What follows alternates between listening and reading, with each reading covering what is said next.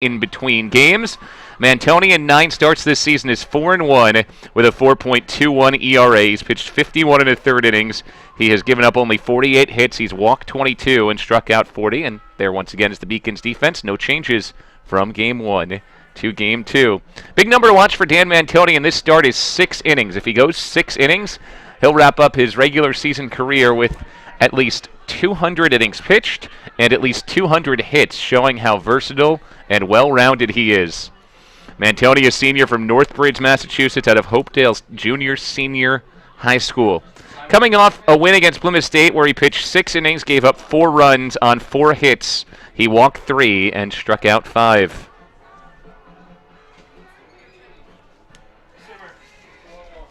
So after the Beacons went an hour and 35 minutes in game number 1, game 2 set to go here at 6:20, a time when most would have thought we'd still be playing game number 1 of today's doubleheader.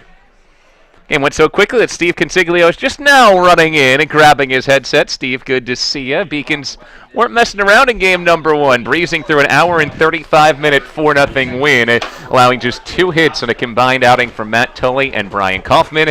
And now Dan Mantoni takes the ball here for game 2. Yeah, it's got to be the fastest game ever played in the modern era. At least here. I'm still out of breath. I'm sorry, Bill. No problem. Long walk. First pitch to Joe Costa is inside for ball 1. Costa, one of 6 seniors for Western Connecticut State, getting a start in the final game of the year for Western Connecticut State. Pitch low, ball 2. For just the second time in 5 seasons, the Colonial season will end before the Little East Conference Tournament. Southern Maine has locked up the number 1 seed. The Beacons are guaranteed to be the number 2 seed, and they'll be playing Rhode Island College in the first round of the Little East Conference Tournament up in Gorham. The number 1 seed, University of Southern Maine, will play 6th-seeded Keene State. And then Eastern Connecticut State and UMass Dartmouth will play in the 3-4 game. This ball's bounced foul, count to 2-2. Being a Beacons returner, it always feels good to end WestConn season solely because they ended our postseason bid last year for the LEC tournament. Lucky enough, UMass Boston was able to get a regional bid and was sent out to Pennsylvania. Yep. 2-2, ground ball hit to third. Boudreaux has been busy today. And he fires it over to Chris Fowler at first. There's one away. In the new regional rankings, which were put out today, the Beacons were picked up as the number 2 team in the New England region, just behind Southern Maine, the number 1 team. Bryan Harper, the catcher, is the batter. Harper, a .294 hitter, 1 home run, 6 RBIs. Another senior starting in his final game for Western Connecticut State. First pitch swinging, Harper down to the count 0-1. He's from Ledyard, Connecticut, out of St. Bernard's High School. 0-1 from Mantoni. Miss Ty had a big presentation today, got through that quickly, and he was here just as game number 1 was getting underway. He wasn't technically in the lineup at the start of game 1, but he pinch hit for Ryan McCormick in the bottom of the first inning. So McCormick earns the start without ever seeing the field. Mantoni got 4 at-bats in game 1.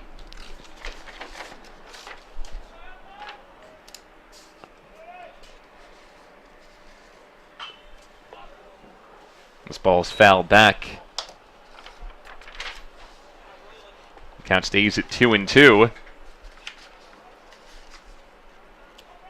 Different sort of outing here for Mantoni. He's used to pitching game 1 where he has as much time as he needs to loosen up. Gets a called strike 3 on the inside corner. His first strikeout today, his 41st of the year. Steve, this time around he had about a half hour after senior day to get ready to go in game 2. So when you're a pitcher and you're a creature of habit, if your rhythm gets changed a little bit, does that make much of a difference for a guy like Dan Mantoni? Mantoni's been pitching weekends and conference games his whole life. Last year he was the number 1, but 2 years ago he was the number 2 behind Kyle Satrowski. So I don't think it'll be that much different. You know, Mantoni's hitting anyway, so he's staying warm. It's not like he's sitting on the bench the entire game 1. So I think he'll be ready to go and he'll come out firing like he has. A 2-0 count to E.J. Lavoie, who entered the doubleheader hitting .404. Went 1 for 4 in game 1. He'll need at least 1 hit here in game 2 to end his senior season hitting above .400. Ground ball up the middle, and there is a hit for E.J. Lavoie. Just the 3rd hit today for Western Connecticut State, and their first hit since the 5th inning of Game 1. We'll move things around for Frank Vartuli, who was 0 for 4 and made the final out of Game 1. Vartuli, a big power threat, 5 home runs, 37 RBIs. He had a good Little East Conference tournament last year when Western Connecticut State advanced to the championship game.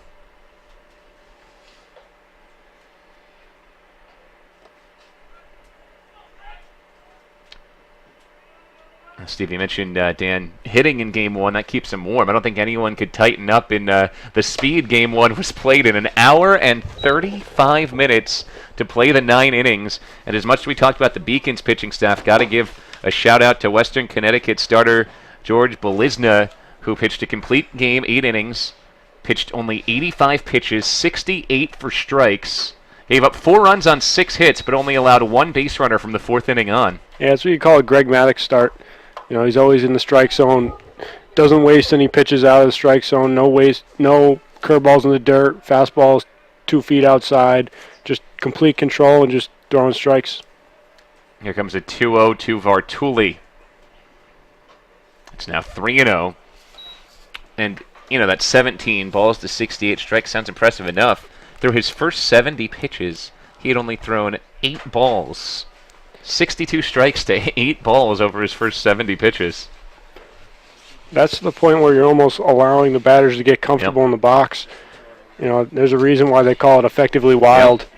Yeah, we talked about that in Game 1. It was becoming a pattern for the Beacons knowing what to expect. After Mantoni got the first 2 batters, he allows Lavoie to single, Vartuli to walk, something we talked about in Game 1 when Matt Tully allowed the first 2 to reach before settling down.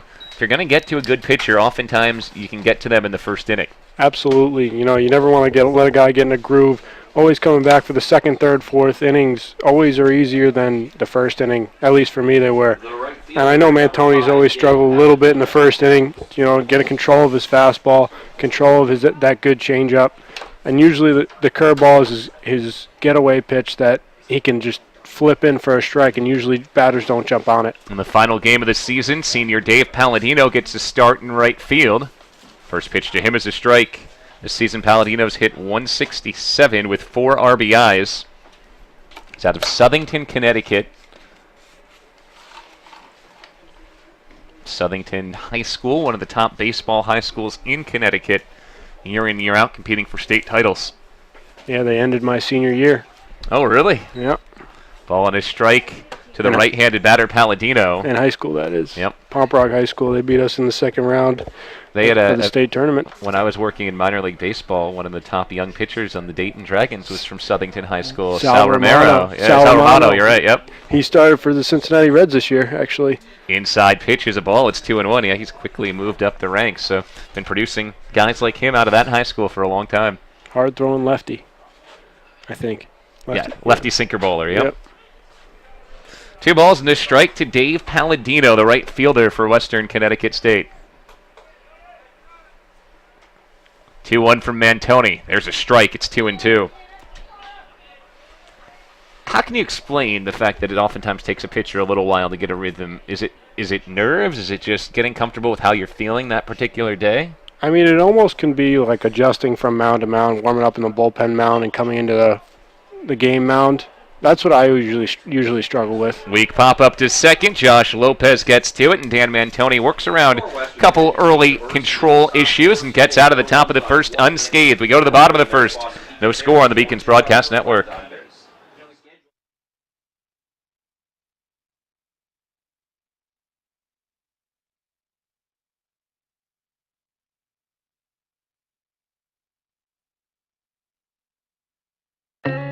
What do we mean when we say UMass is here for a reason?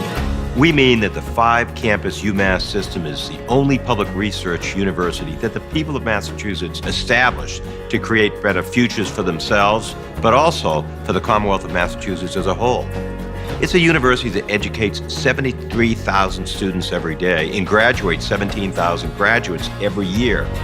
We are the university that educates the workforce of Massachusetts. We're one of the state's 3 major academic research engines: research that saves and improves people's lives, and research that drives the innovation economy of Massachusetts. We provide services and economic opportunity to every region of the Commonwealth.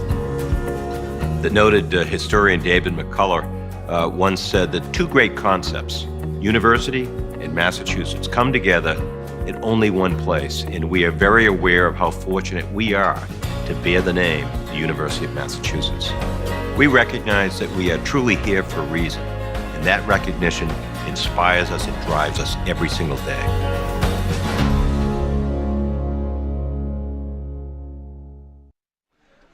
Back at Monin Park, bottom of the first. Here's the lineup for UMass Boston, and it may look pretty familiar because it's the lineup the Beacons have been sticking with during this run. And, hey, if you've won 11 in a row, why change it? There is one change to that lineup. Ryan McCormick is not the designated hitter. Dan Mantoni hitting for himself in the number 2 spot. Everything else as it was in game number 1. With Steve Consiglio, I'm Bill Spalding. Beacons going up against right-handed pitcher Eric Nicholson out of Old Lyme, Connecticut. Nicholson pitching in his 8th game of the year, making his 6th start. He's 2-1 with a 4.97 ERA. He's pitched 29 innings, given up 42 hits, 13 walks, and struck out 18.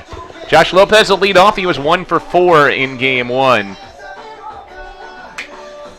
So Lopez leading off. He'll be followed by Dan Mantoni and Kyle Boudris. Number 14, Josh Lopez. First pitch from the sophomore Nicholson.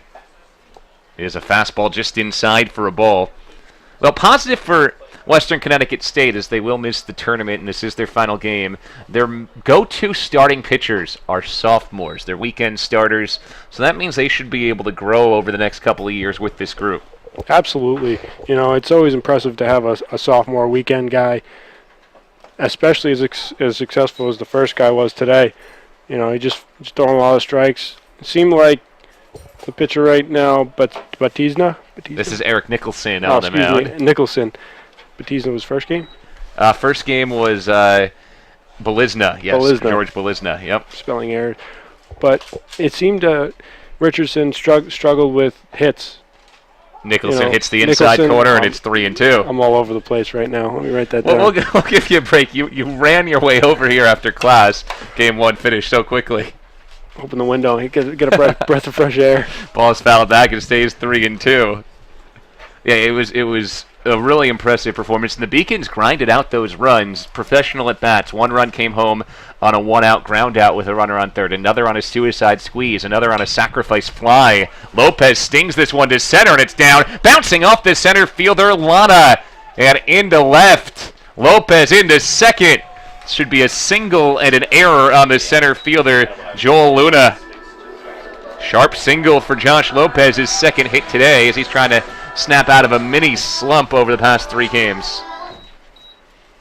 Brings up Dan Mantoni. Mantoni had 3 hits yesterday, but was 0 for 4 with 4 groundouts in game 1. Beacons have won 11 in a row. Your co-captain, number 7, Dan Mantoni. Mantoni hitting at .322, 2 home runs, 33 RBIs, and he's a bit of a dying breed, a pitcher who still hits for himself at the college level. There's ball 1 inside.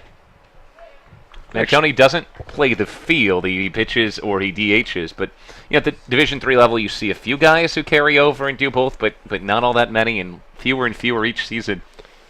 Well, it's interesting because the number 1 draft pick this year for the MLB, Hunter Green, is actually a two-way guy. Yep.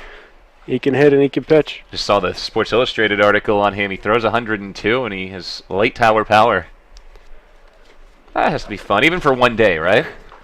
1-1 is inside for a ball. It's 2-1. I got the bat taken out of my hand when I was a senior in high school. I haven't hit since. 2-ball, 1 strike count to Dan Mantoni with Josh Lopez on second base after a single and an error. Mantoni fouls this back. In game 1, this is where the Beacons were really disciplined at hitting to the right side to move the runner over to third.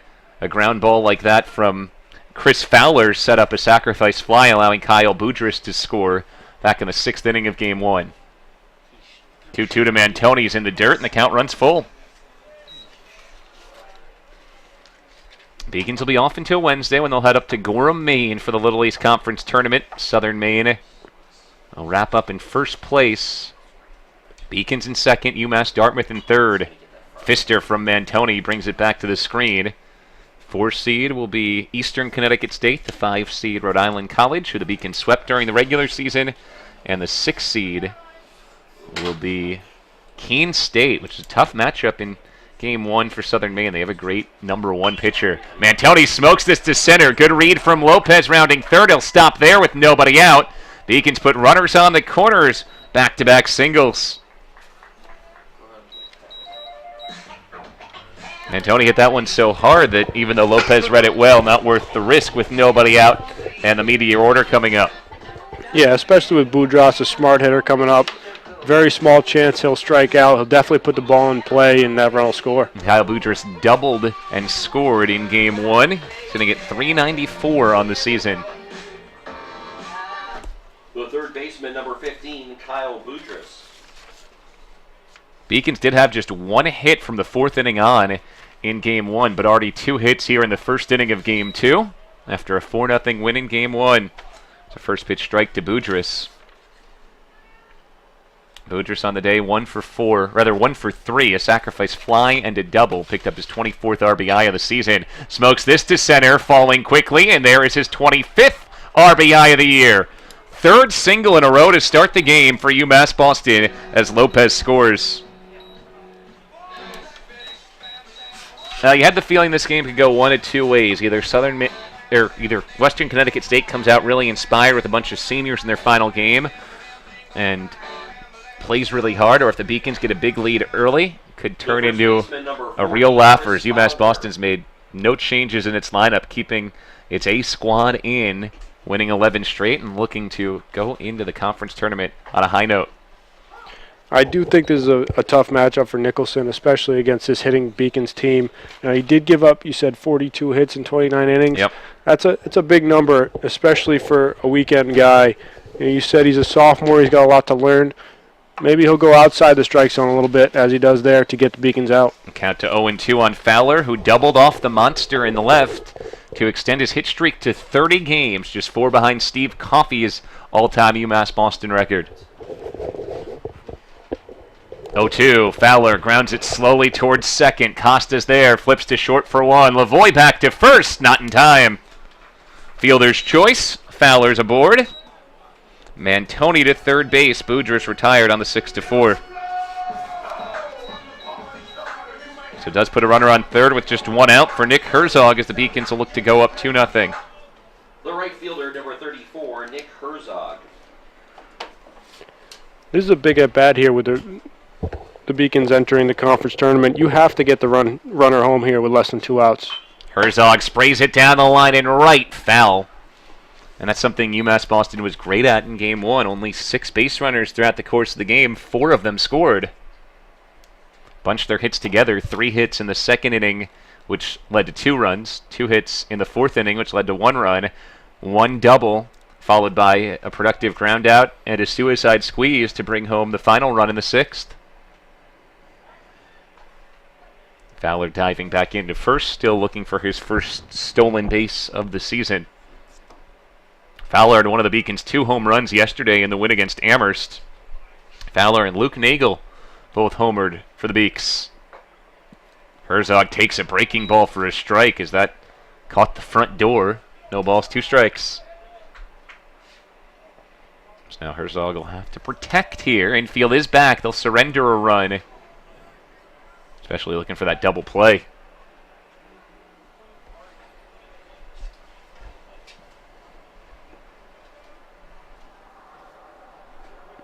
Part of a busy day of sports in the Little East Conference, and here on the campus of UMass Boston, Herzog hammers this through the hole, base hit. 4th hit of the inning. Mantoni scores. 2-0 Beacons. 27th RBI of the year for Nick Herzog. Mentioned the busy day. UMass Boston lacrosse will play a Little East Conference semifinal against Plymouth State at 8 o'clock, just behind us here at BC High's Field. UMass Boston softball's already won once today. They're playing for a spot in the Little East Conference Championship at Plymouth State later on tonight. And Beacons tennis in action right now in Weymouth against Bridgewater State in a playoff game. First pitch to Luke Nagel outside for ball 1. In Game 1, Luke Nagel was 1 for 3. He's now 15 for 24 over the Beacons' last 7 games. It's a better than 600 batting average as he watches a ball. Yeah, he's got his own little hitting streak going, too. I think he's around 7 or 8 games. Obviously, that's not anything close to what Fowler's at, but that's still always a good thing to have. 2-0 coming to Daigle. Sprayed foul. Hope you stayed with us between games for the Senior Day ceremony. Daigle, one of the 4 honored. Each player got a personalized wooden bat from the staff as well. I don't know if you kept your mementos, of course, from your Senior Day, Steve. I still have it in my room, the wooden bat, and I got a duffel bag as well, or a computer laptop bag. Daigle hits this hard down the line. Foul. Just sliced left. Daigle hitting the ball the other way well, and so have the Beacons as a whole. That's oftentimes the sign of a team that's really clicking on the offensive end when you start driving the ball the opposite way. Yeah, like I said, this Beacons team can really hit. I've been hot lately. I got their batting average from 220 in the early stage of the season up to 280, 290. And it's just, that's not easy to do, especially with all the at-bats you got in the early seasons. Yeah, 289 coming in, averaging about 7 runs a game. Slider is outside for a ball. They're second in the league in runs, first in triples, third in homers, first in walks, first in on-base percentage, third in stolen bases. You couple that with a pitching staff that leads almost every major category: ERA, opponent's batting average, strikeouts. It's a pretty killer combination. Runners going on a double steal attempt. It's popped up to left. Should be playable for Trey Gaz. He runs it down. Runners retreat, and they're back in safely. Fowler to second. Herzog to first. So Daigle flies out. Anthony Searles will bat with 2 outs, trying to extend the Beacons' 2-0 first inning lead. And we saw the Beacons pushing aggressively on the base paths in Game 1 as well, trying to force your opponent into mistakes and put pressure on him here, especially when you trust your pitching staff to win a low-scoring game. Searles hitting at 171. He did pick up his 14th RBI this season in Game 1, hitting a ground ball to short with 1 out and a runner on third.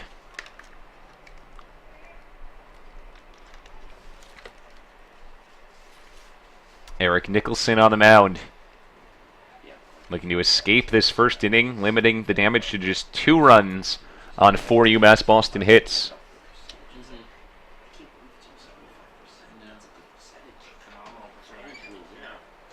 Swing and a miss from Searles on the breaking ball. It's 0-2. Good slider by Nicholson there. Just got Searles on his front foot, expecting an outside fastball, and it took off. Again, Game 1, a 4-0 Beacons win, played in an hour and 35 minutes. Full 9-inning game. 0-2. Swing and a miss. So Searles strikes out on Nicholson's breaking ball. First strikeout for Nicholson. It strands 2 aboard. But the Beacons ring the bell twice in the bottom of the first to jump ahead 2-0. Back for the second after this on the Beacons Broadcast Network.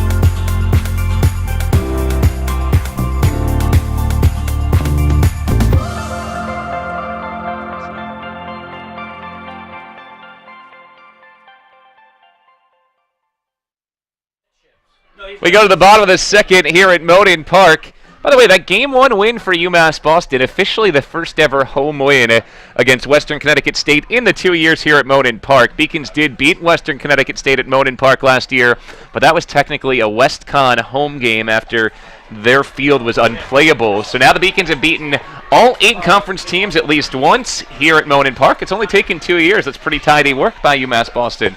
Well, the Beacons got this field because they've been winning games. You know, the 2010 team made it to the World Series.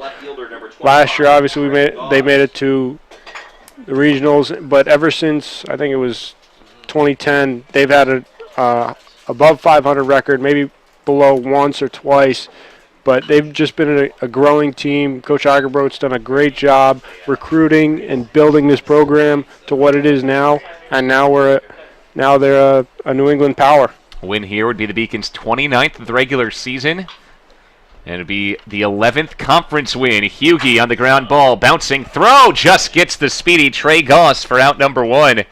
Already 2-0 UMass Boston after 2 runs in the bottom of the first. So run support now for Dan Mantoni, and generally, if he makes it through the first, this is where he starts rolling.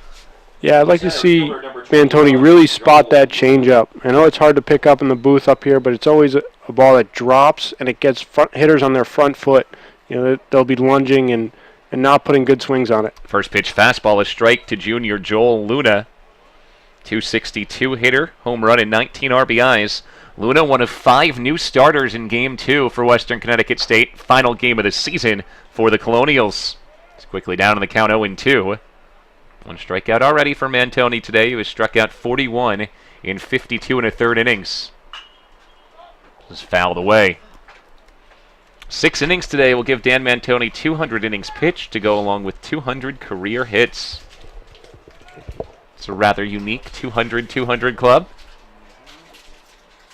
Breaking ball, foul tipped. That had some dip to it. Probably a little bit around 150 strikeouts, you got to think, too. Yeah, right around 40 to 50 a year.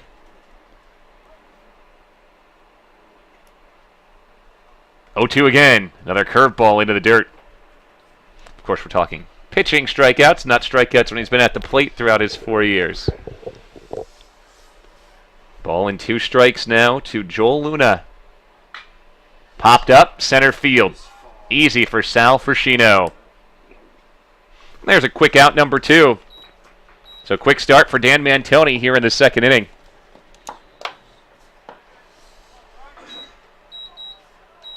The designated hitter, number 44, Greg Campbell. 2 away. Greg Campbell will bat, freshman from Harlington, Connecticut. Campbell has had just 5 at-bats in his first season. He's won for his first 5 in college. First pitch slider bounces off Searle's mitt for ball 1. Beacon pitchers combined for a 2-hitter in Game 1. 6 innings, 2 hits from Matt Tully, who has pitched 13 straight scoreless innings. 3 straight scoreless innings, perfect innings out of the pen for Brian Kaufman. Long run for Daigle, sliding, he makes the catch. Luke Daigle takes one away from Greg Campbell, and it's a 1-2-3, top of the 2nd inning. Beacons are rolling today, haven't allowed a run over 11 innings on the mound, leading 2-0 on the Beacons Broadcast Network.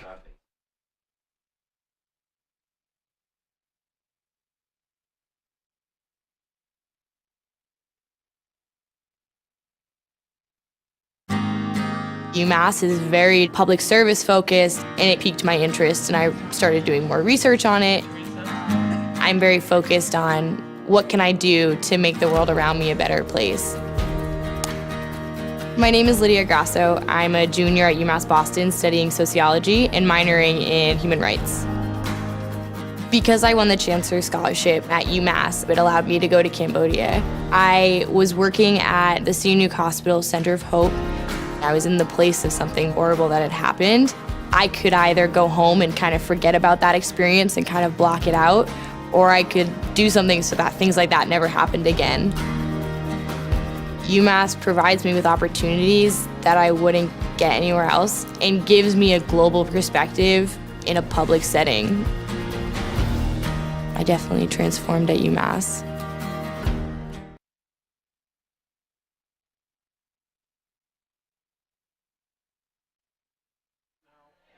We move to the bottom of the 2nd at Monin Park. Game 2 of a doubleheader. Beacons won Game 1, 4-0. They lead Game 2, 2-0 as we play the bottom of the 2nd. This will end the regular season. UMass Boston will be the 2 seed in the Little East tournament. Western Connecticut State needs to win this game to avoid finishing in 8th place out of 8. With the win, they'll finish in a tie for 7th with Plymouth State and miss the conference tournament regardless, as only the top 6 qualify. First at bat today for Sal Frascino in Game 2. He takes a strike. In Game 1, Sal Frascino for the Beacons out of the 8th spot was 1 for 3 with an RBI single. Frascino watches pitch drop low. Came in hitting at 245. That RBI was his 10th of the season. Nubber back to the right side of the mound. Going to be a tough play, and Frascino legs it out. Infield single for Sal Frascino. That was a tweener there. Swinging bunt for Sal Frascino. He's aboard to start the inning. 9-hole hitter Charlie Huegi will bat.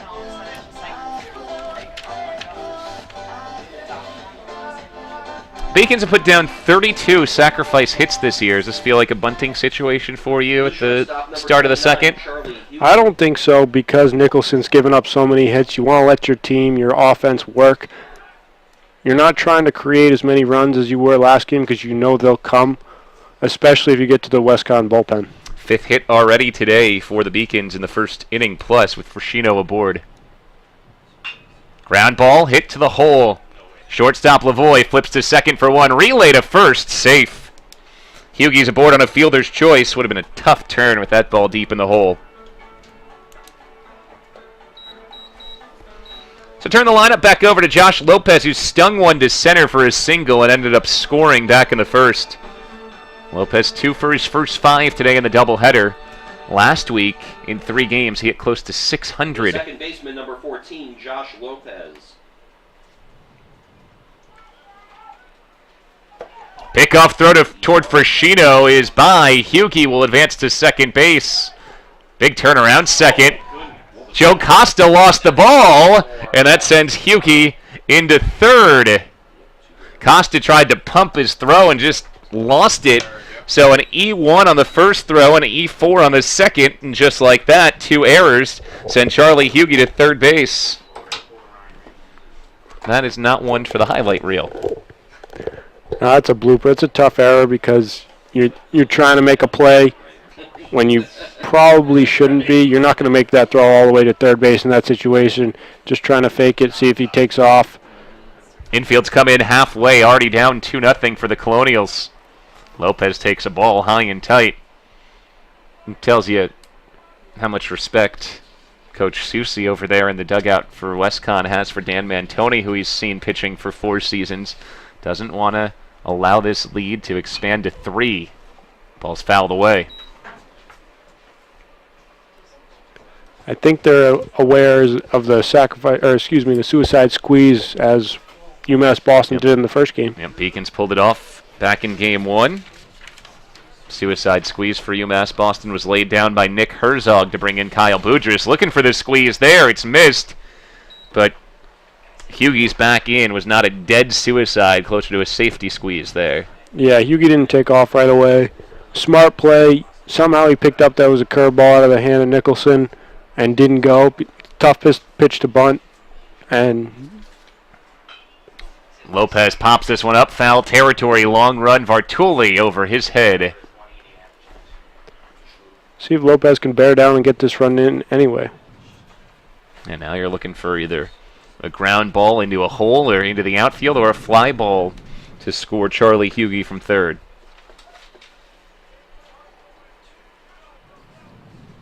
One-two from Nicholson. Slides outside. Lopez lays off.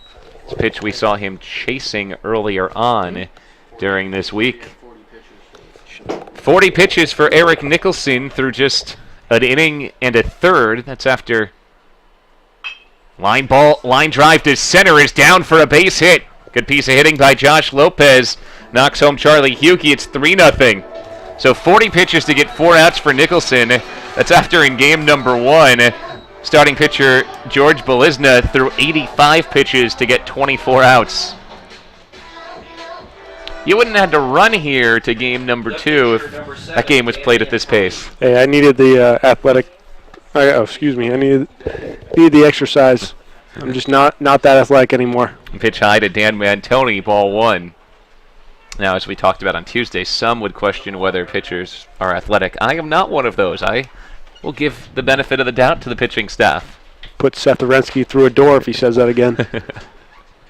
1-0 count to the pitcher Mantoni, who singled and scored back in the second on a sharp liner up the middle. Scored the Beacon's second run of the day. He's also pitched 2 innings, allowing just a hit and a walk.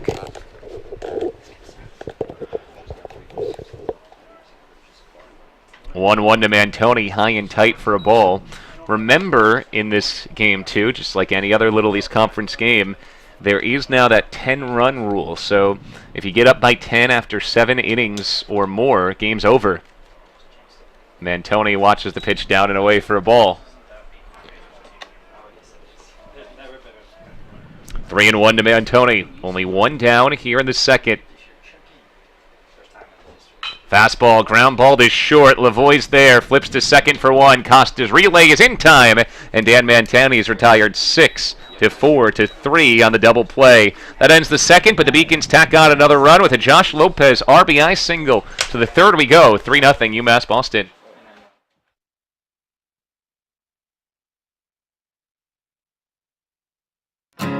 Psychology is about understanding the individual and understanding the mind. The main reason why I want to combine psychology and business degrees is because I want to understand the business decisions that are made. I'm Nurçin Çelebi. I'm from Turkey originally. I'm a senior at the 5-year BA to MBA program at UMass Boston. I think in management, the biggest mistake you can make is to not listen. So I want to be able to step into a company and say, here's what you're doing now, and here's how you can improve it. I moved here when I was 16 for high school. Moving from Turkey, it was a rough journey for me because when you don't really speak the language that well, and when you don't really fit in the crowd, it's very easy to disappear. But I decided not to give up, and UMass helped me. I wanted to be able to improve myself. I wanted to be able to try new things, and I think UMass gave me a really good head start on that. We go to the third here on the Beacons Broadcast Network with former Beacon Steve Consiglio, Bill Spalding. Glad to be with you. 6 good start for UMass Boston today. 1 game, 4-0. They're ahead 3-0 here as we go to the third. Run support for Dan Mantoni.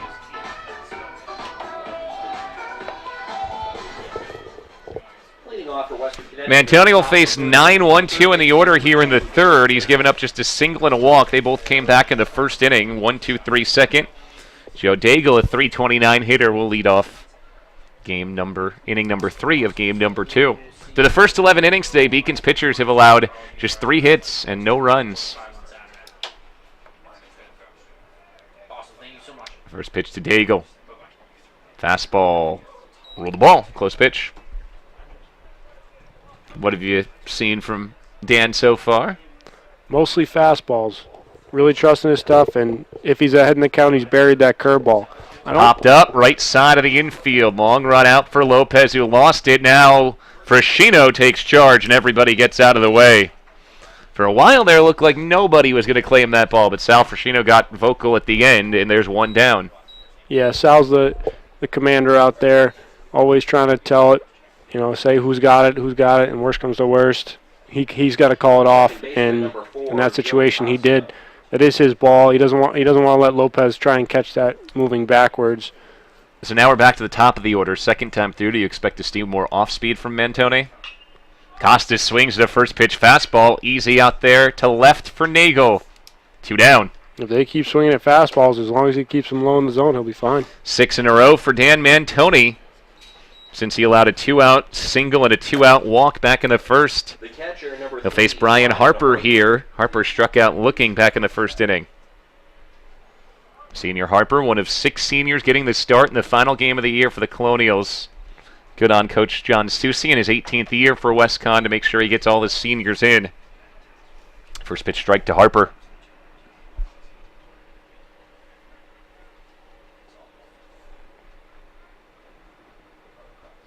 Mantoni deals an 0-1, breaking ball low.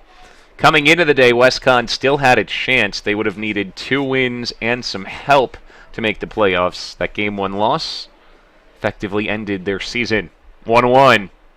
Down and in for a ball. It's 2-1, and This game will not just effectively, it will officially end their season when we wrap things up. Yeah, it's unfortunate to see a season end, especially for these seniors on the Westcon team. I was there last year. It just, you always expect it to go on. Harper fouls this one away. It's 2-2. Yeah. Now, at the end of the day, only one team in the entire country's happy at the end of this season. That's because you've won your NCAA championship. Yeah, after we lost in the LEC tournament last year, there was just a weird feeling in my stomach, like not thinking that I never play baseball competitively again. Harper hits this one deep to left and bangs it off the monster. So in his final career game, he gets a single, digging for two. Lopez's tag is in time. Oh, what a tag by Josh Lopez, diving across the bag. Bryan Harper looking for two, cut down at second. That ends the top of the third. Still 3-0 UMass Boston on the Beacons Broadcast Network.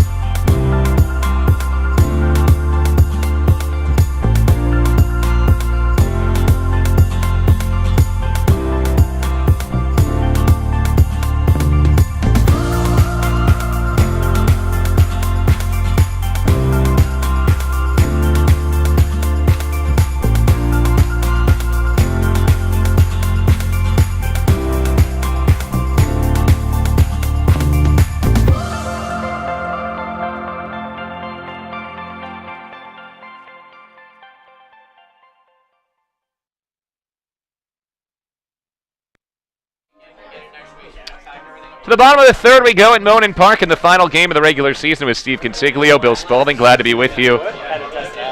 Eric Nicholson back to work for the third inning. He's given up 3 runs on 6 hits over the first 2. Beacons have as many hits already here in Game 2 as they had in Game 1. A 4-0 win that took an hour and 35 minutes. We could talk about that the rest of the day, and I still wouldn't believe it. One of the fastest 9-inning games you'll ever see. Beacons here in Game 2 have come out raking. 6 hits. They've all been singles so far, producing 3 runs. Boudris, Fowler, and Herzog, 3, 4, 5 in the order for UMass Boston here in the bottom of the third. Now the Beacons, if the Beacons are going to hit a double, very good chance is one of these next 3, 4 guys. Boudris and Fowler both doubled last game. Beacons have won 11 in a row. Win here would send them to the conference tournament with 12 consecutive wins and a 29-9 overall record. There's a strike on the outside corner. In the newly released regional rankings, UMass Boston ranked number 2, just behind number 1 Southern Maine in the New England region. And in a recently released national poll, the Beacons are ranked 28th. Breaking ball outside, count to 1-1. So you head into the conference tournament feeling pretty comfortable that there should be an at-large bid out there. But just ask Southern Maine, you're never sure. So it still puts the priority on winning that conference championship. Your goal is not getting an at-large bid. You want to win the conference tournament. Big key for both Southern Maine and UMass Boston will be that one of those 2 teams wins the championship. If one wins the championship, there's likely an at-large bid out there for the other. But what we saw last year was neither the Beacons or Southern Maine won the championship. So you were just running out of spots, and that's why Southern Maine was left out of the tournament. Well, the big reason Southern Maine was left out last year is because they lost their first 2 games in the LEC tournament. And losing the first 2, you don't want to reward that team, especially when they pretty much fell apart when the going got tough. Breaking ball in the dirt, dips below Boudris, runs the count to 2-2. You also got to give credit to the teams that beat them, UMass Boston being one of them. And I believe UMass Dartmouth was the first one. Yep, lost their first 2 games, and just like that, they were out. Boudris foul tips a fastball from Nicholson. Beacons' only 2 losses in that tournament came to this Western Connecticut State team. The second one with those crooked numbers, the pitching staffs got more and more tired. 17-14 the final score in that game that eliminated the Beacons. I don't know if the pitching staffs got tired, but rain became a big factor in that game. You're right. 2-2. It's just fought off. Now, weather was supposed to be a factor tomorrow, which is why we've played these games today, and all throughout the Little East, the Friday doubleheaders have been moved to Thursday. It's supposed to monsoon here tomorrow, more than an inch of rain. 2-2 to Boudris. Ground ball up the middle, diving Costa can't get there. Kyle Boudris has his second hit of Game 2, his third of the day, and the Beacons' seventh in Game 2. Leadoff base runner in the third. Now, the early weather reports for next week aren't 100% promising. Some rain in the forecast almost every one of those days, at least here in Boston. The first baseman, number Gorham, only a couple hours north of us, generally has somewhat similar weather. Chris Fowler hitting. He's hit in 30 consecutive games. Bounced into a fielder's choice back in the first. Fowler hitting at .400. He leads the conference with 41 RBIs. Rain in the forecast for every single day starting tomorrow in Gorham, Maine, all the way through next Saturday. So that could be interesting. And that's a field that holds water. Not easy to play in any rain up there, especially with that squishy outfield. No ball, one strike. Fowler grounds it to third. Diving play. Daigle gets it to second in time. It's a beauty from Joe Daigle over there at third. Fowler's on via the fielder's choice for the second time. Well, if you enjoy sun, I guess soak it in today. Hope you soaked it in over the previous 12 hours or so, because we may not see much sun over the next couple of weeks. Well, I'm sure this Beacons team will be in the library the next couple days preparing for finals. A lot of the time they take them early, especially when they're going on an LEC tournament run. Nick Herzog will bat with one away. First pitch swinging, pops it up, foul territory. Might be room for Vartuli. No, just out of place. Herzog singled home a run in the first, driving a ground ball through the shortstop hole. 7 hits already for UMass Boston through 2 1/3.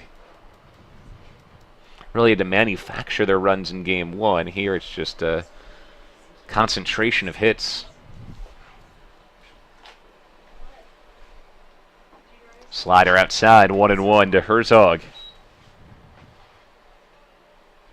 Only 4 seniors in the UMass Boston roster, not including Dave Murphy, who is redshirting due to an injury and will be back next year. Doubling the amount from last year. Yeah, so a lot of guys back from last year's team to this year's team to next year, and that's part of the reason why the Beacons have played such good baseball. So many returning veterans, and signs point to that continuing over the next few seasons as well. Runner going, 1-1, line to center on the hit and run. A base hit for Herzog. Fowler digging for third. The throw from Luna. Safe. Chris Fowler goes first to third on the hit and run. Second hit in Game 2 for Herzog. 8th hit already for the Beacons. They've been putting the pressure on Western Connecticut State on the base paths all day. Real questionable move by Fowler, trying to go first to third. I thought he was going to be hosed. Center fielder double clutched a little bit, surprised that Fowler was still running. Threw a seed to the third baseman, just not in time. Trying to force the Colonials to make the big plays. Shift the pressure that way. Runners on the corners, only 1 down, bottom third. Beacons lead 3-0. Luke Nagel is the batter. Nagel hitting at .429 on the season. Takes up and away for a ball. After a hit in his first at-bat in Game 1, he is 0 for his last 3, so that drops him from 15 to his last 22, which was better than 700, to 15 for his last 25, which is exactly 600 over his last 7 games. Herzog's back in safely. I think 600 will still do. Pretty sure Coach Agabro's pretty happy with those numbers. Hit his first home run of the season yesterday. 11 RBIs now on the season for Nagel. Hits this hard to center field. Luna coming in, now going back, makes the catch. Fowler tags from third and scores. It's 4-0. Sacrifice fly for Nagel, his 12th RBI of the season. That was torpedoed out there to center. Yeah, it was hit well, just not far enough in the gap for Nagel to get a hit off that, but nice play by the center fielder right there, Luna. 2 down. Brings up Anthony Searles, who struck out swinging then the first inning. Searles looking for his first hit of the day. The senior did come through with an RBI ground out in the first, his 14th RBI of the season. Runner going on the first pitch. Snap throw from the catcher, Harper. on the money to get Herzog. Caught stealing, ends the third, but the Beacons do add another run, so we head to inning number 4. 4-0 UMass Boston on the Beacons Broadcast Network.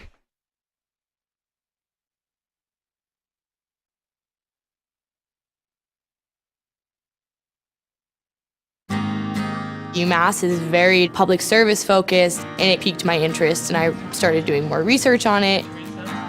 I'm very focused on what can I do to make the world around me a better place. My name is Lydia Grasso. I'm a junior at UMass Boston studying sociology and minoring in human rights. Because I won the Chancellor Scholarship at UMass, it allowed me to go to Cambodia. I was working at the Sihanouk Hospital Center of Hope. I was in the place of something horrible that had happened. I could either go home and kind of forget about that experience and kind of block it out, or I could do something so that things like that never happened again. UMass provides me with opportunities that I wouldn't get anywhere else and gives me a global perspective in a public setting. I definitely transformed at UMass. Third of the way through the final game of the regular season. UMass Boston leads Western Connecticut State 4-0 with former Beacon Steve Consiglio. Bill Spalding, glad to be with you. After this, Beacons will be off until Wednesday when the Little East Conference tournament starts. That's maybe the biggest advantage of moving all these games up a day, Steve, is that pitching staffs will get the full 6 days of rest before starting up again in tournament play. Yeah, the tough thing for UMass Boston is making that trip up to Southern Maine. That's never an easy place to win ball games, especially as we see the forecast is not going to be good. A lot of rain, a lot of other factors going into these games. You know, it'd always be nice to host as they did last year.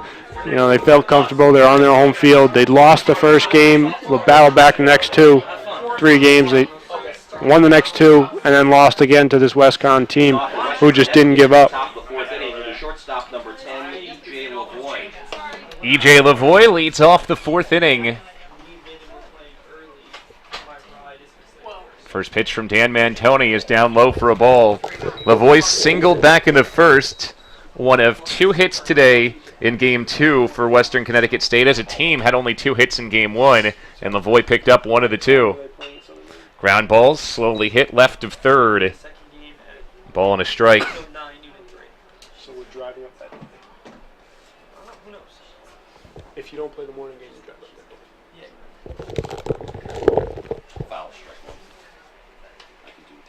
that. 1-1. Drops down and away. 2-1.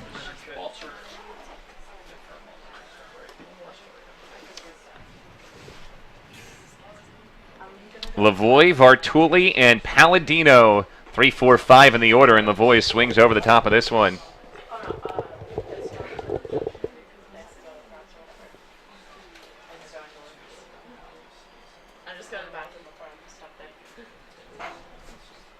Two, curveball popped up. First base side, Fowler's there in foul territory, 1 away. Bring up Frank Vartuli. Quick action again for Dan Mantoni. The first baseman, number 11, Frank Vartuli.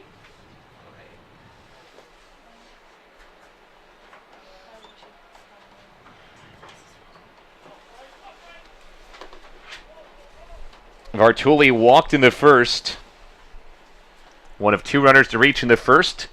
Only 1 runner has reached since, and he was thrown out trying to stretch a single to a double.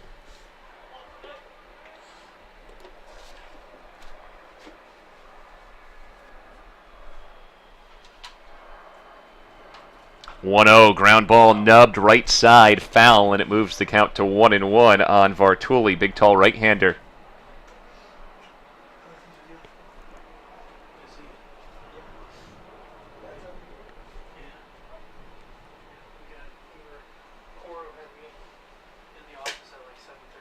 Vartuli grounds this slowly to third, takes a candy hop for Boudris. His throw is perfect, and there are 2 quick outs in the 4th.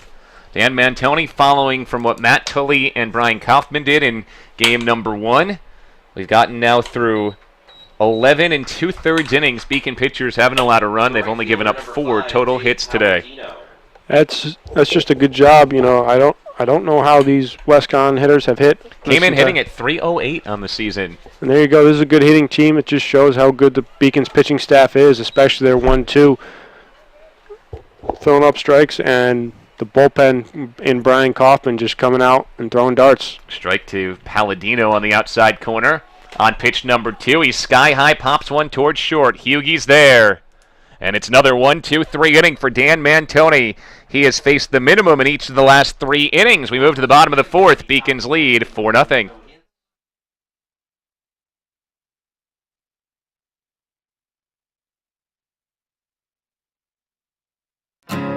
Psychology is about understanding the individual and understanding the mind. The main reason why I want to combine psychology and business degrees is because I want to understand the business decisions that are made.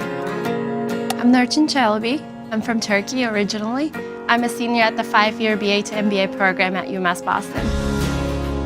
I think in management, the biggest mistake you can make is to not listen. So I want to be able to step into a company and say, here's what you're doing now, and here's how you can improve it. I moved here when I was 16 for high school. Moving from Turkey, it was a rough journey for me because when you don't really speak the language that well, and when you don't really fit in the crowd, it's very easy to disappear. But I decided not to give up, and UMass helped me. I wanted to be able to improve myself. I wanted to be able to try new things, and I think UMass gave me a really good head start on that. Back at Monin Park, 4-0 Beacons. We head to the bottom of the 4th. Let's take a look around Beaconville.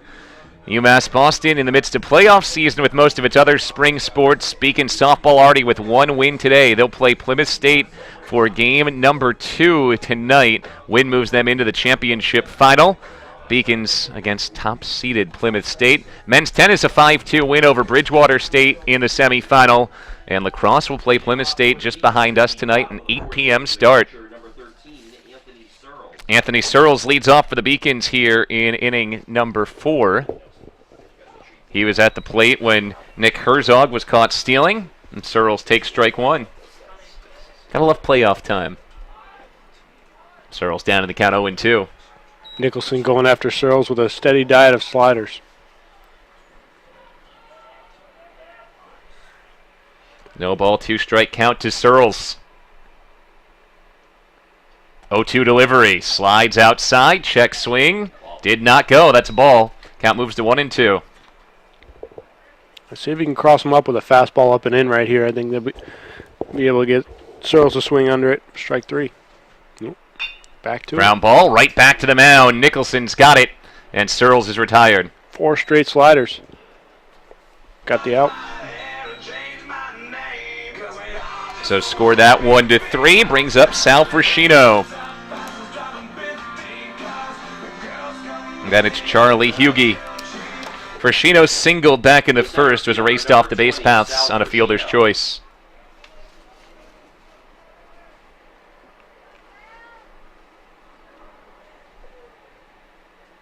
This is fouled right back to the screen. Strike 1 to Frascino. Entered today as a .245 hitter.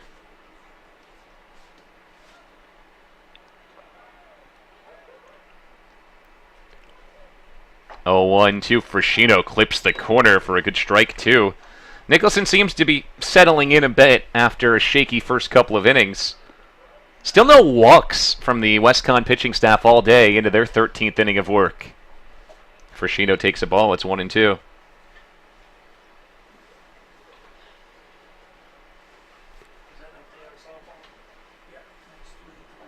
There's breaking ball called. Strike 3. Good pitch from Nicholson. That's his second strikeout. Seems Nicholson's go-to pitch is that slider. It's a good tight slider, breaks late. Really has this Beacons lineup, as of right now, off balance the past 4 hitters. With 2 down, Charlie Huegi will bat. Reached on a fielder's choice and scored in the second. This ball bunted down the third base line. Going to be a tough play. Pitcher Nicholson picks it up and had no chance. Bunt single for Charlie Huegi.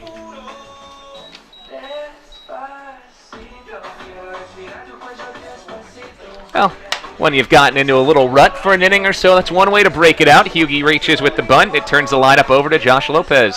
Yeah, that's why you got to play in on the turf, on the cut, against almost all of these Beacons hitters. They're all not afraid to bunt. Let's see, Lopez would, Herzog, Daigle might even if you're playing back. Searles, Frasino, and Huegi all have the ability to bunt for a hit. First pitch ball delivered to Josh Lopez, who has singled twice in this game, scored a run, driven in a run.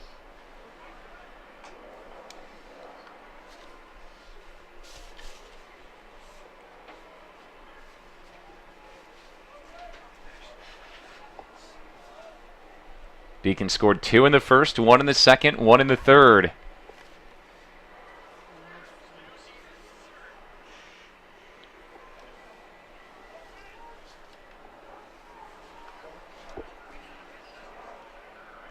(1-0) waved at and missed. It's a strike on the outside corner, and it moves the count to 1-1.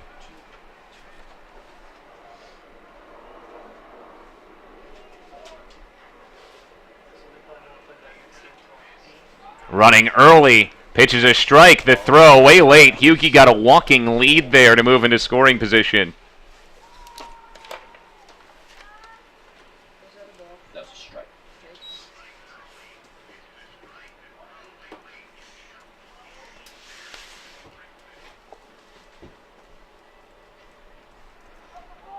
And a balk has been called on Eric Nicholson.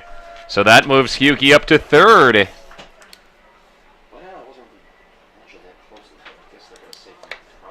Not necessarily what they would have been looking for in that situation. Hugi's gone from first to third via stolen base, which he really stole off Nicholson, and then the extra bases, which he swiped from the balk.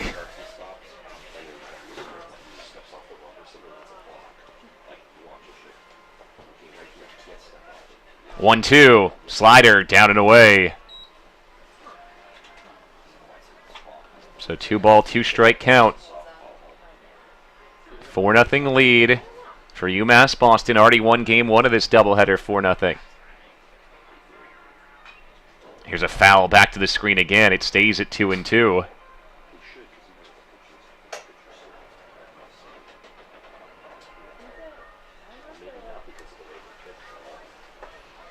If Lopez reaches, pitcher Dan Mantoni will hit, looking to help his own cause. Lopez went around on the breaking ball. So strong outing for Nicholson in the fourth. He gets a weak ground out, couple of strikeouts, and strands Huegi on third. We go to the fifth, still 4-0 UMass Boston. There were no Western Connecticut errors.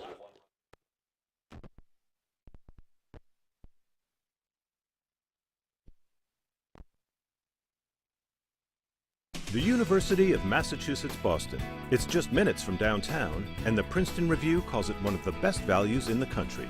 A nationally recognized institution of academic excellence and research, UMass Boston offers more than 150 undergraduate and graduate programs, 16 Division III sports, and more than 100 student organizations.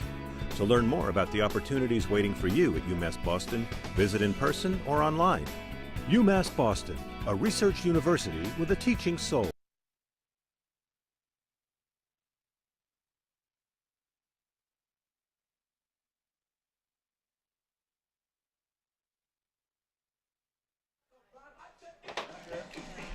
We continue on to the top of the fifth inning. 4-0 UMass Boston leads Western Connecticut State. Final game of the regular season. Beacons are the 2 seed in the upcoming Little East tournament. Western Connecticut State will not qualify, so their season ends today. Win would end the season at 16-19 for Western Connecticut State. A loss at 15-20. Meanwhile, the Beacons are trying to end the regular season with a 12th consecutive win. They've gotten a good start from Dan Mantoni. He's allowed just 2 hits over 4 innings. He's faced the minimum in each of the last 3 innings. Trey Goss, Joel Luna, and Greg Campbell this inning for Western Connecticut State. Alongside Steve Consiglio, I'm Bill Spalding.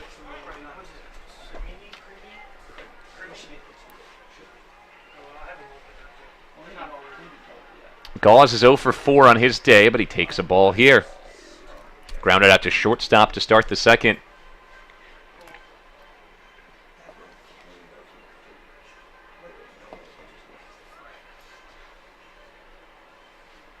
1-0. Fastball on the inside corner for a strike, and it moves the count to 1-1.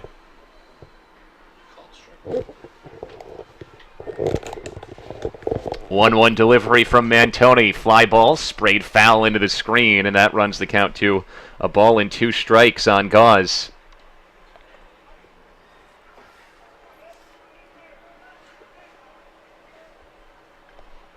One-two for Mantoni. Curveball lifted right field pretty deep. Herzog running back, and he tracks it down. That struck ball today for Trey Gauze. Nick Herzog read that one well, and there's one down.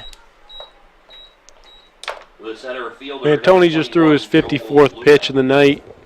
Surprisingly, got through 4 already with that.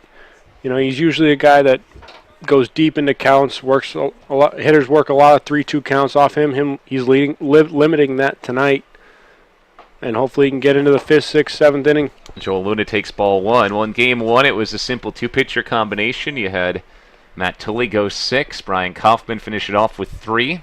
If Mantoni can go 7 here, Bobby Tramondosi could likely come in, throw the last 2 innings, and send the Beacons through a doubleheader with only 4 pitchers. Now, if the Beacons are up big, I wouldn't expect Bobby to go 2. I expect them to bring in some guy like Joe, McGuire, or even anybody else. And there's a swing and a miss to move the count to 1-2 on Luna. Just to bridge the gap and keep everybody warm for the upcoming tournament. One thing we saw in last game, even with only 84 pitches, Tully lifted after 6, so no need to really stretch a pitcher out today. Ground ball is short. Huegi's there, and his throw's perfect. 2 away. Well, including the base hit for Harper where he was thrown out trying to stretch a double. It's 12 in a row retired. 11 of 12 without a hit, and the one runner trying to stretch a single to a double. Your attention, please. Pinch hitter here for Western Connecticut State. 41, Adam Wilson. Adam Wilson will pinch hit for Greg Campbell.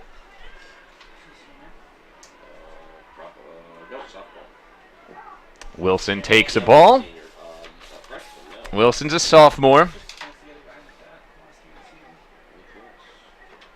Has not hit recently as he grounds this ball to shortstop.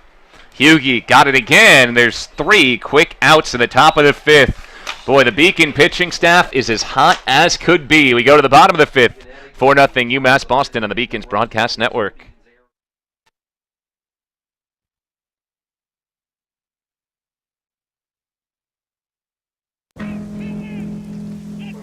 Celebrate the soggy shoes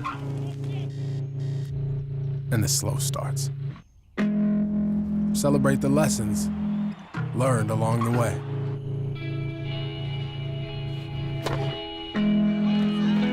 These are the wins. Not the shiny, nail-biting kind. These are the last a lifetime kind.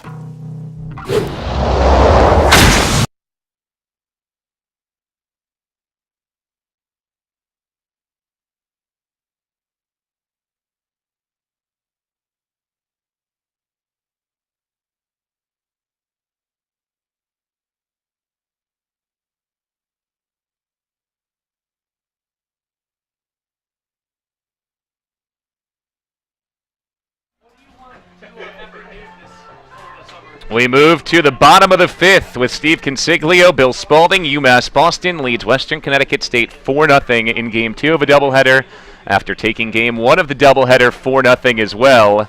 That game took a tidy hour and 35 minutes. We've played an hour and 8 minutes to get through 4.5. Make that, 4.5 innings so far today. With Consiglio, I'm Bill Spalding. Sigs, good start for the Beacons again. It's just been a very professional game for them. They've pitched well, played good enough defense, and they've created runs when they've had the opportunity. Yeah, they're using their momentum. They've won 12, 13 in a row. Slider outside to Dan Mantoni. A win here would be a 12th in a row for the Beacons. They've won 11 straight at this point. You know, you're just hot. You're just playing baseball the way you should be, and hopefully they could take this as going on to the LEC tournament. This is grounded hard foul. After the loss in their first meeting to Southern Maine up in Gorham, Beacon sat at 17-9. Since then, 11 wins in a row. They have beaten Southern Maine 9-1. And they've beaten a bunch of other top teams in the region, including regionally number 1 Salve Regina 2 days ago, though since the Beacon win, Salve Regina has fallen down to 4th. Breaking ball, called strike on the outside corner, 1-2 to Mantoni.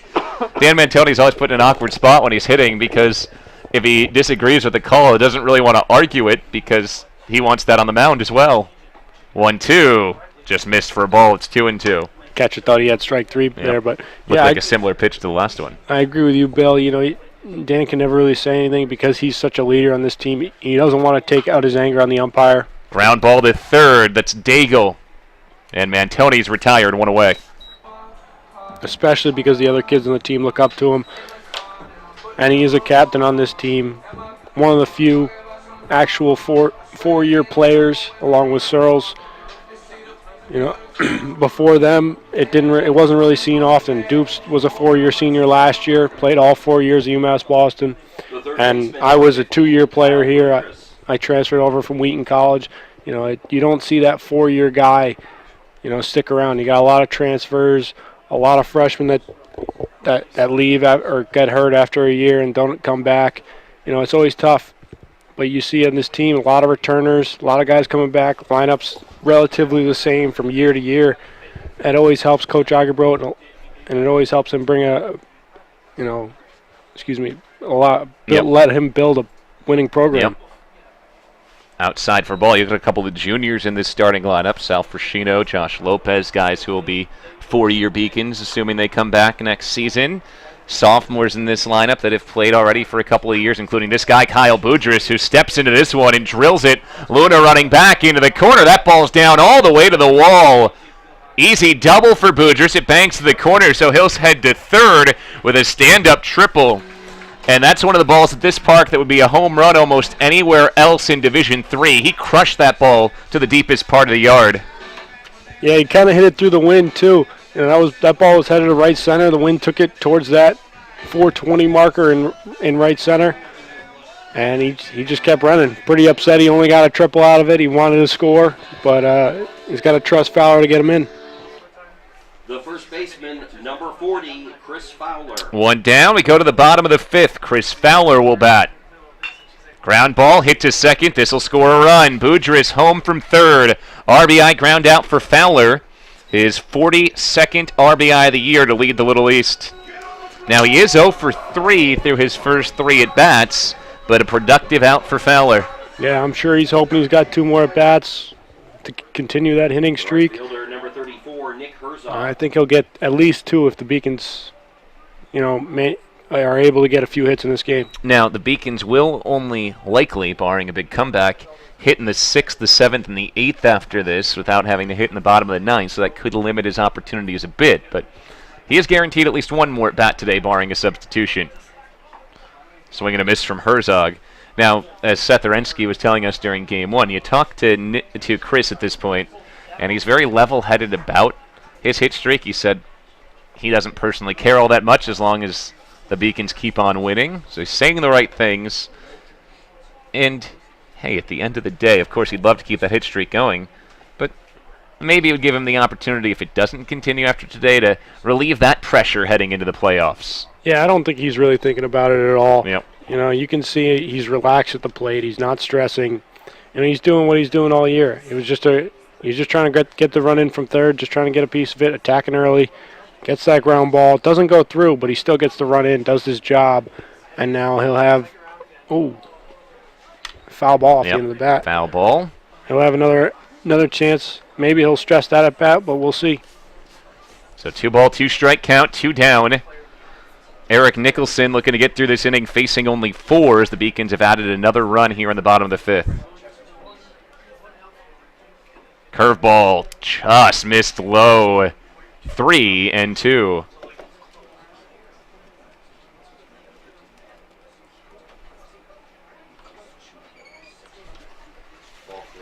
Payoff pitch, curveball, fouled off.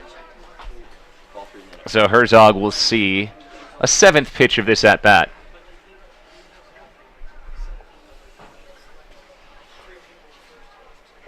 Boudris has scored after his triple and a Chris Fowler RBI ground out.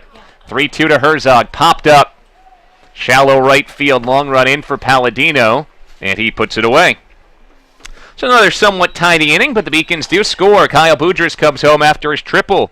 To the 6th inning we go. UMass Boston ahead 5-0 on the Beacons Broadcast Network.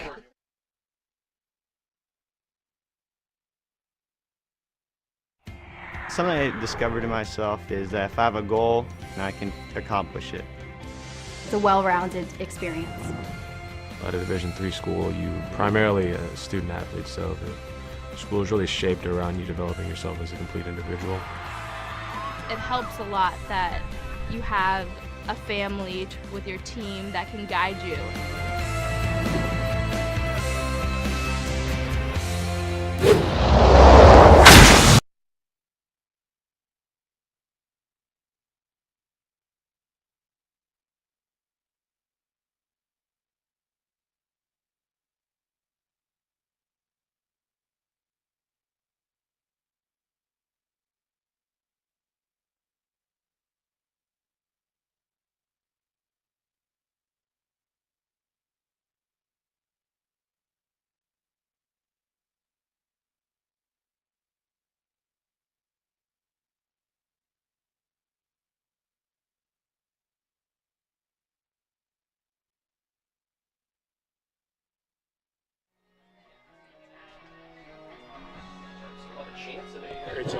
Alongside Steve Consiglio, Bill Spalding with you here at Monin Park. We continue on to the 6th inning at Monin Park. More action for Dan Mantoni. The starters pitched 5 innings, giving up just 2 runs while striking out only 1. He's pitched to contact here. His first pitch to Joe Daigle is taken for a ball. Last 4 innings, he's faced the minimum, 12 batters. Bryan Harper singled, was thrown out trying to stretch it to a double. This is hit out to left center field, fairly deep, long run, pass for Shino. Daigle, loud double into left center field, starts the 6th. Got a fastball there and clobbered it. Yeah, Mantoni got burned after getting behind the count. Daigle just took a fastball off the wall. Really put a jolt into that one, and hopefully for Westcon, though, that'll get their offense going with the top of the lineup right here.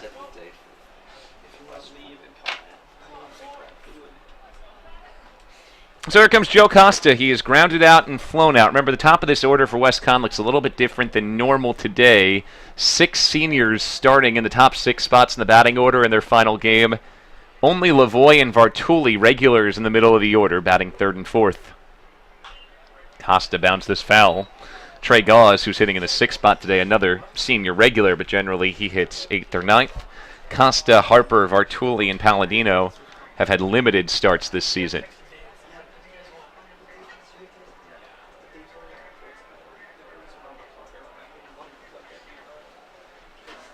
Oh, 1 curveball swung and missed.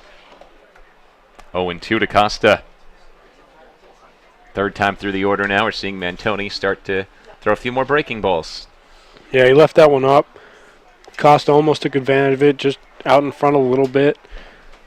And another breaking ball. That's a nasty one from Mantoni.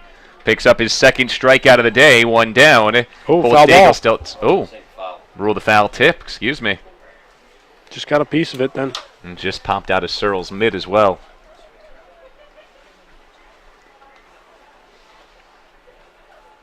So another 0-2 from Mantoni. That's spiked into the dirt. 1 ball, 2 strike count to the leadoff man Costa, with Daigle still on second base.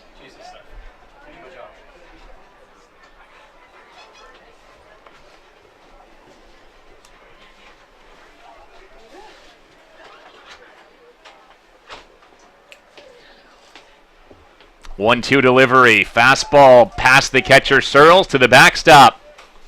Up to 3rd goes Daigle with still nobody out. And they'll rule that a pass ball. Long way outside, but one Searles did get his mid on.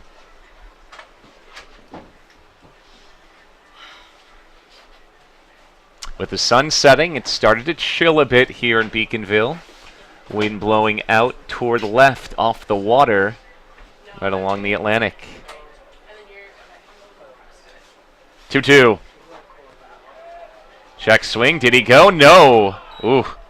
Costa almost chased that up and in cheese.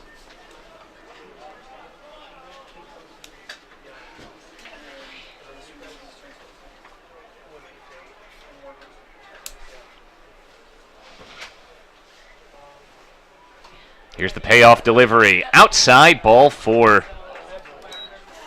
Joe Costa walks after he nearly struck out. Runners on the corners, nobody out in the 6th. First signs of trouble for the Beacons in this game at number 2. So Bryan Harper will bat. He singled back in the 3rd off the monster and left, was thrown out trying to extend it to 2nd. Starting to see some action in the Beacons bullpen, a right-hander throwing. There's also action in the Western Connecticut State bullpen with a righty loosening. I do believe that's Joe McGuire in the Beacons bullpen. And I'll let you know who's in the WestCon bullpen when we get confirmation. Now, even if Mantoni's lifted from the game, he'll stay in as the designated hitter in the 2-hole. And you'll bring in McGuire just in the pitcher's spot. Change up low. Well, we're into the 6th inning of Game 2. The 15th inning of the day. WestCon is still searching for its first run. We'll get a meeting on the mound. Have you noticed anything from Dan Mantoni here, or just a hit and a couple close pitches that led to a walk? He hasn't been able to get his changeup. 72 pitches, 44 strikes for Dan Mantoni so far. Yeah, he hasn't been able to get that changeup in the strike zone. He's been burying it a little bit. Bounced it a couple times. That curveball he left up to Costa kind of threw him off a little bit. He buried the next 3. And he just been a little bit off, especially that fastball. You know, he hasn't located it down in the zone. He missed the 3rd ball in that count to Costa was up. That Costa barely checked his swing. And then the one after that was he pulled across over in the left-handed batter's box for ball 4. Probably come back with a couple of fastballs right here just to settle back in. There's a swing and a miss for a strike. Count to 1-2 on Harper. Excuse me, 1-1. Costa on first, Daigle on 3rd. Mantoni brings it outside, 2-1. Well, the real teeth of this lineup is the next 2 hitters, E.J. Lavoie and Frank Vartuli. Want to get through Harper here and get the opportunity to work your way out of this inning. In the dirt, stuffed by Sturls. Now it's 3-1. Interesting changeup call right there. I probably would have stuck with my fastball, really try and get back in the groove. Yes, Harper could have put a good swing on the last one, but I mean the worst thing you could do, he'd make it a 5-3 game. You still got your horse on the mound, bounce back. Here's that 3-1, popped up. Foul territory, Searles chasing, Boudris chasing, he overran it. Foul ball, and it's 3-2. That would have been huge because the runners would have been forced to stay put. New life for Bryan Harper.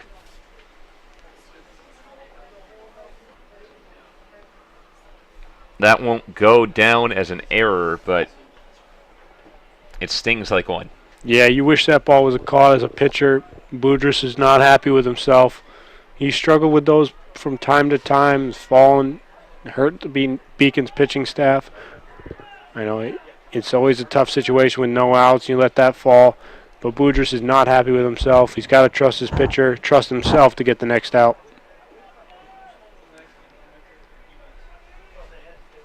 Another one from Mantoni. Popped foul again. That may have been ball 4. Harper's gone up the ladder twice in a row.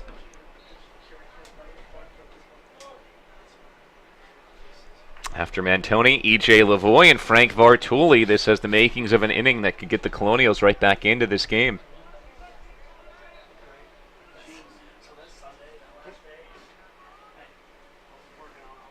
Mantoni into the dirt with a changeup. Ball 4. So after Costa walks, Harper walks when he could have been retired on the foul pop-up. Bases loaded. Top of the 6th and nobody out. This is exactly where you want to be if you're WestCon. You got your 3-hitter, probably your best hitter up. Loaded bases, no outs. Lavoie entered today hitting at .404. He is a double play candidate. Remember, he grounded into 2 double plays in Game 1. Corners in, playing for 2 up the middle. First pitch down low on the breaking ball. I do think the corners are going to slide back. Boudris is going to play go where the ball takes him. If it's a slow ground ball, he'll come home with it. If it's hit hard towards his left side, he'll go to second base for the double play. 1-0. In the dirt, 2-0. Mantoni in trouble here. He's walked the last two, and he's down in the count 2-0. Nobody out in the sixth. E.J. Lavoie batting. Really where your horse has to bear down. You know, Coach Egerbrodt will trust Dan Mantoni, I believe, through this inning. That's in the dirt, ball 3, and Mantoni looks frustrated as he looks off to his right. If I were Searles, I'd go talk to him real quick, see what's bothering him. But as you can see, where he plants his foot on the screen is to the left of home plate from our angle. He's throwing across his body a lot, which is why he goes in and out with control problems. 3-0. Brings it right down the middle for strike one. Now Lavoie will get a chance to swing away.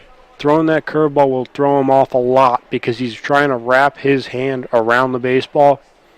And going from that to trying to throw a changeup. There's strike two. Searles snapping. Not in time to get the runner Harper. See this from Anthony Searles. Whenever he senses his pitcher is struggling, that's when he tries to pick a runner off. Yeah, I don't think it was a good time right there because Mantoni's just gotten in a rhythm to throwing 2 straight strikes. See what he does here. Payoff pitch. Called strike 3. Got him on the outside corner. It's big pitch from Dan Mantoni. Comes back from 3-0 down and picks up his second strikeout. Now he's a ground ball away from getting through this inning unscathed. First baseman number 11. Now, Steve, you want to, with your starting pitchers, more so than just winning this game, you want to get them heading to the conference tournament feeling good. If Dan Mantoni can get out of this inning, he'll be feeling great heading into the conference tournament. Yeah, this may be his last inning if he gets out of it, just because they limited Tully to 85 pitches. I do think they'll do the same thing with Mantoni, who's around 80 pitches, maybe even 85 right now. And then if you have White pitch a couple innings, if Tramandosi pitch the end, you get through pretty comfortably. Yeah, Joe McGuire's definitely warming the bullpen right now. Joe McGuire, excuse me, yes. Sorry. Yep. Probably go to him next. 1-0. Foul back to the screen. Remember, Beacons only used 2 pitchers in game 1, Tully and Kaufman. Yeah, both teams have fresh bullpens besides Kaufman for the Beacons. Beacons have played a few more games than WestConn the past couple days, but I'm sure everybody's ready to go, ready to win this game right now. This 5-game and 4-day stretch may seem like a whirlwind, but you can't think of better preparation for conference and NCAA tournament time than this stretch the Beacons just had. Swing and a miss at a high fastball. Mantoni starting to rear back and fire here. I think maybe he senses this inning is the end of the line for him. Yeah, definitely. Dan knows that he's probably on a pitch count. He talks to Egerbrodt a lot about how he's doing, what coach's plan is, and he's always aware of the situation. 1-2. Breaking ball in the dirt. It's 2-2.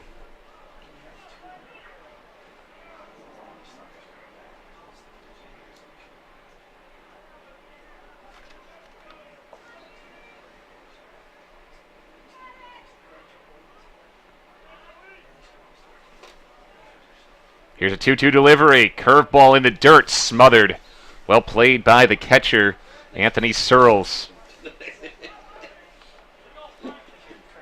just get it up to 3-2. I don't know what to do that. I don't like Mantoni going to his breaking ball there. He's really putting the pressure on himself. He's got to throw a strike here, and he cannot walk around in. Inside, it plunked him. So for the first time today, it took about 15 innings, but Western Connecticut State's on the board. Daigle scores, Costa to third, Harper to second, and Frank Vartuli, hit by a pitch, earns a painful RBI. That'll be the end of the line for Dan Mantoni. Take a quick break. When we come back, we'll have a new pitcher for UMass Boston. You're watching on the Beacons Broadcast Network.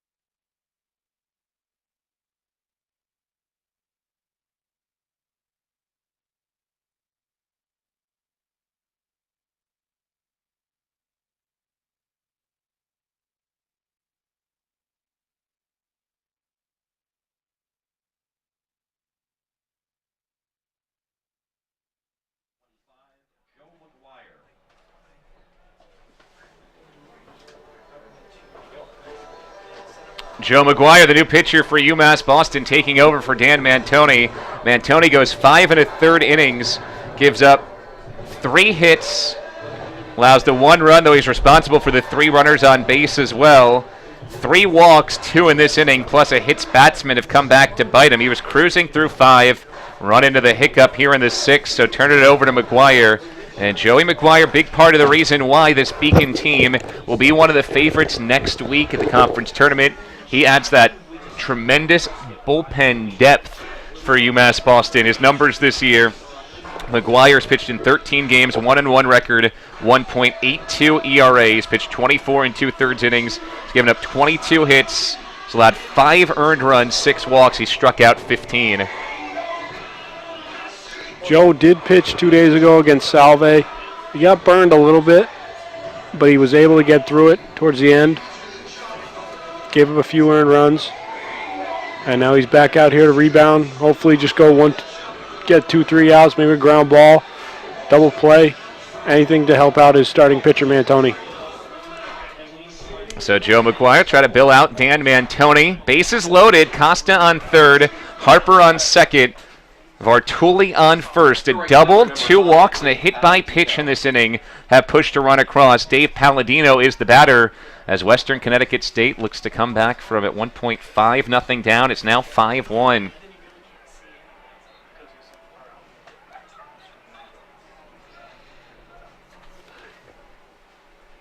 McGuire delivers flare right field, hanging up, and a jumping catch from Herzog. Wasn't pretty. Tag from third. Costa will score. Throw into third. Not in time. Harper takes third base. Sacrifice fly in right for Dave Palladino. It's an interesting route to the ball for Nick Herzog there. Yeah, he got, excuse me, Herzog didn't think Palladino got all that. Kind of was coming in a little bit. Clearly, it was hit harder than Herzog thought. Ended up going back and didn't put himself in a good position to make that throw home. Ended up getting the cut and going to third. Brings up sophomore Joe McGuire. Rather, brings up Trey Gauze, of course, facing sophomore Joe McGuire.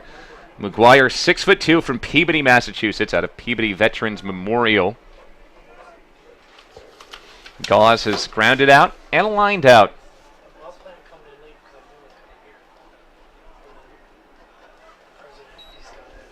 First pitch is a ball. Steve Consiglio, Bill Spalding, glad to have you with us.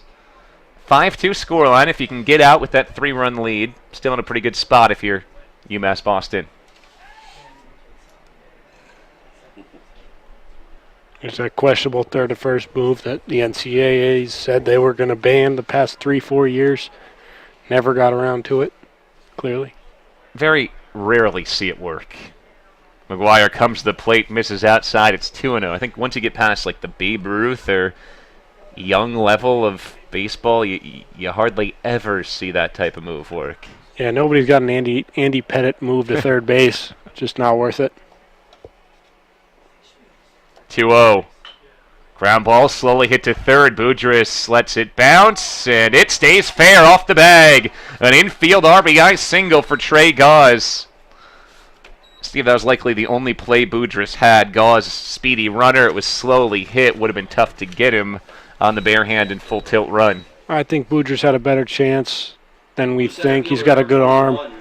And Gauze didn't get down the line too fast. Didn't get out of the box quickly. Almost looked like he had quicksand on his feet. Almost thought that was going foul right off the bat. I think Boudris had a better chance than we thought. So it's 5-3. Vartuli on second, Gauze on first.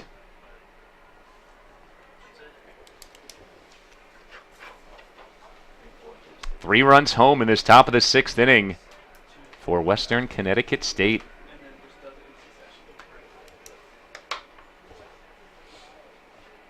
Slider inside, corner strike. Joel Luna, the batter, he flew out to center in the 2nd, grounded out to short in the 5th. Beacons won game 1, 4-0. They won in an hour and 35 minutes. It has been an hour and 34 minutes here in game 2, and we're in the top of the 6th. Ball grounded back to the screen. That just tells you how fast game 1 went. Half the amount of time of the Beacons game played on Monday night against Endicott College. 0-2. Ground ball up the middle. It's through. Vartuli rounding third. The throw cut off. It is 5-4. So for Dan Mantoni, all 4 runs he had the opportunity to allow, he allows as the 3 inherited runners cross. His line, 5 1/3 innings, 3 hits, 3 walks, 4 earned runs, and 2 strikeouts. 2 out hitting from Western Connecticut State. It's a 1-run game. Pinch hitter Adam Wilson, who pinch hit earlier this inning, actually gets a second at bat in the same frame, and he takes a strike.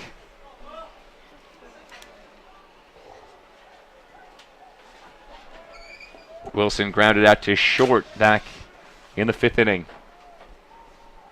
0-1. Slider. Swung through it.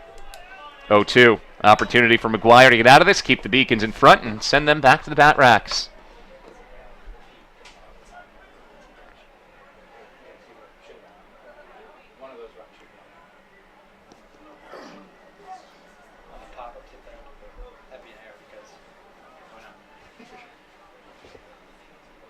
So 0-2 count, and time called by Anthony Searles.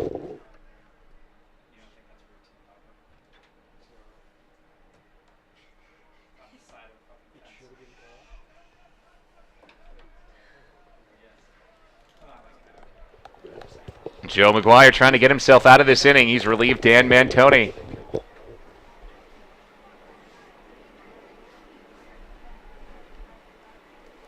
And now McGuire will step off.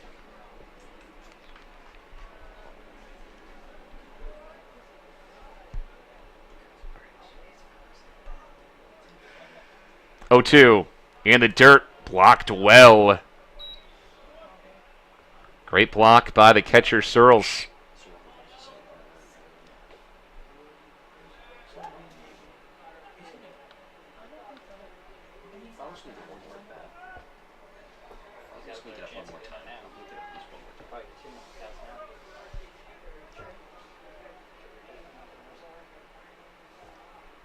Here comes a 1-2. Slider, ground ball, slowly hit to third. Good play by Boudris, goes the short way and ends the inning.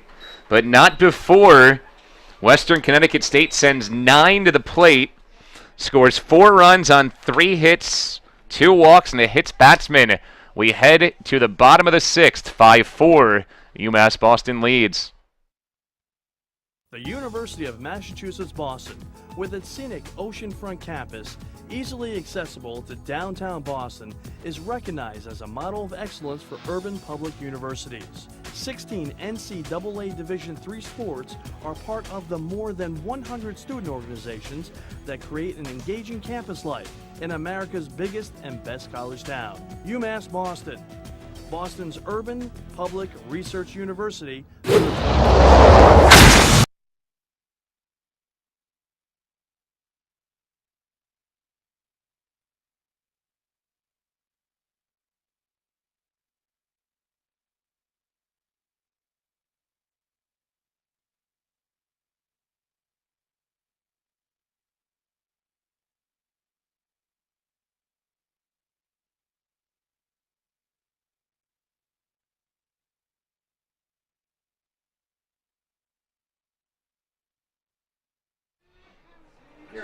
New pitcher as we play the bottom of the 6th here at Monin Park. Kyle Sanford Jr. from Torrington, Connecticut, and Torrington High School takes over after Eric Nicholson pitched 5 innings, gave up 10 hits, 5 runs, all earned, struck out 3, and didn't walk anybody. 14 innings of work so far for the 2 pitchers today for Western Connecticut State, and no walks yet. Numbers for Kyle Sanford this season. He's pitched in 13 games, 2-0 record, 3.18 ERA, 22 2/3 innings pitched. He's given up 27 hits. He has walked 8 and struck out 11.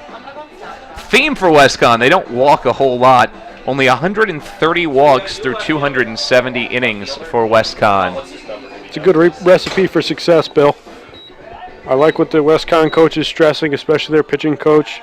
You don't want to walk anybody that's free base runners. You don't ever want to walk the leadoff guy, especially. You know, throw a bunch of strikes and see what happens. Yeah, 16 is third base. 16 is a third. Oh, yes. One defensive change for Western Connecticut State. Bill Bacetto has taken over for Joe Daigle over at third, so Bill Bacetto goes into the game. So Bacetto will go into Daigle's spot in the order. Daigle doubled and scored in that last inning.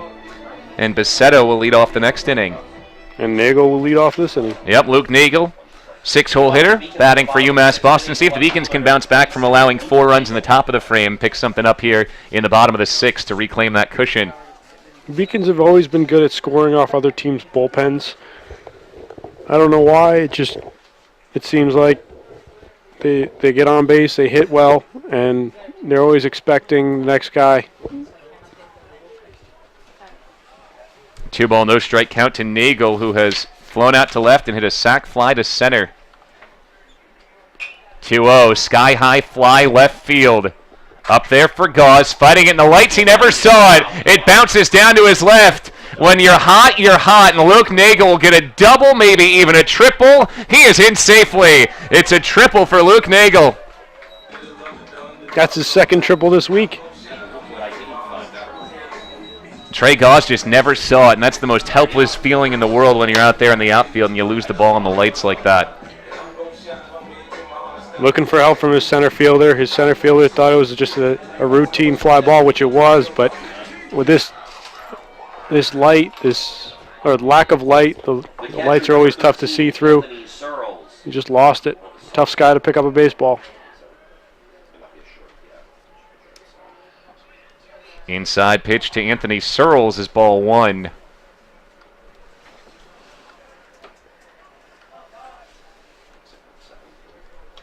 So now Searles up in an RBI situation. He drove home the runner from third with less than 2 outs and his only chance in game 1.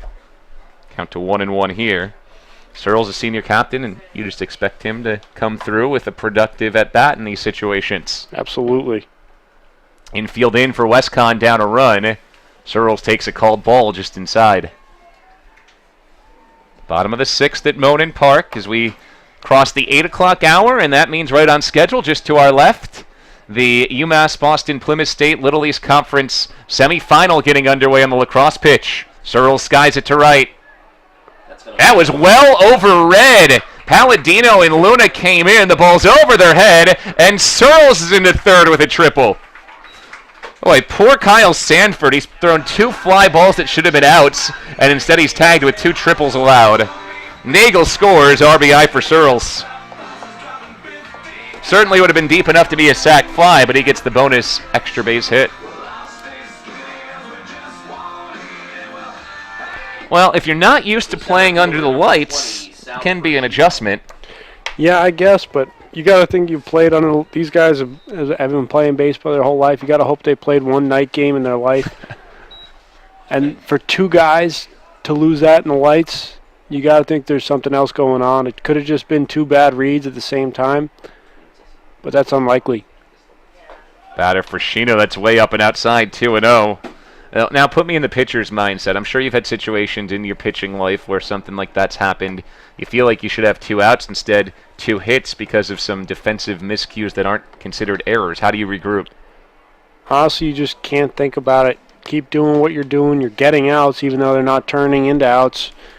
You know, maybe even keep the ball down next time, try and get a ground ball. Sanford's been up in the strike zone the whole time. Could have been part of what hurt him. On 3-0.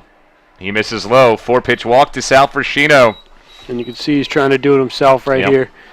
Just trying to be too perfect, and it turned into a 4-pitch walk. So that brings up Charlie Huegi, the Beacon shortstop. He reached on a fielder's choice and scored in the 2nd. He singled in the 4th. The shortstop, number 29, Charlie Huegi.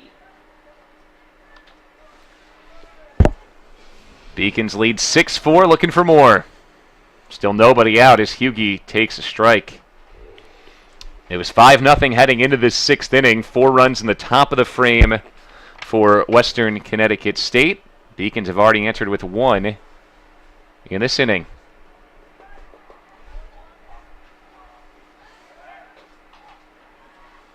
Well, the middle infielders playing at halfway right now. They've backed up now. It looks like Costa's backed up into double play depth. At this point, even though you're down 2, you trade 2 outs for a run if you have the opportunity. Runner going from first, pitches a ball, and Frashino steals second. Well, that takes the double play out of the equation and will force the entire West Conn infield to come in. It's a great play by Coach Agerbrodt. That's a design play, fake bunt steal. You know, you're the other team expecting a suicide squeeze. The whole infield kind of just gets jolted. Second baseman covers first. Third baseman's charging. Sometimes the shortstop, as he did right there, gets caught in no man's land, and Sal steals that base easily. And it looked like the catcher Harper never even looked to second, thinking possible suicide squeeze. He immediately checked third. 1-1 count to Huegi, still nobody out. Beacons leading 6-4. Curveball low, it's 2-1.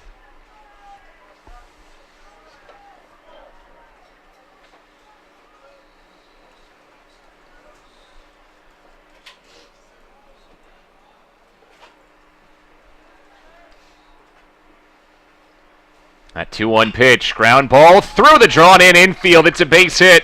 Searles scores. Frashino rounding. The throw from Gauze is cut off. And now it's thrown away. Huegi from first to second. An RBI single. He advances to second on the throwing error. Give Huegi 2 RBIs. It's 8-4 Beacons.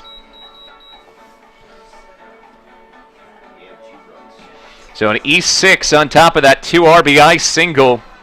UMass Boston has bounced back with 3 runs without recording an out here in this 6th. And we got the top of the order coming up.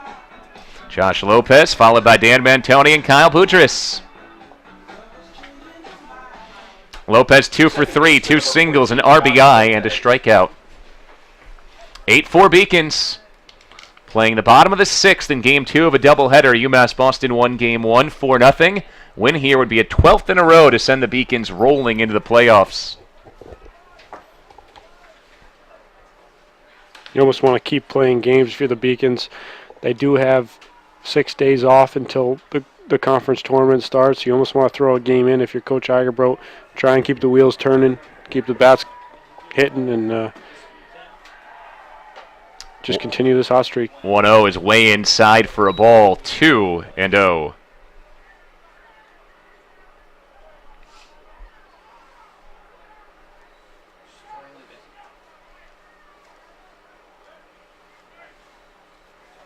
Good lead off second. Charlie Huegi. 2 RBI single. Got him on board. Lopez watches ball 3. Snap down to second way late. Bryan Harper is doing his best Anthony Searles imitation there, throwing behind the base runner.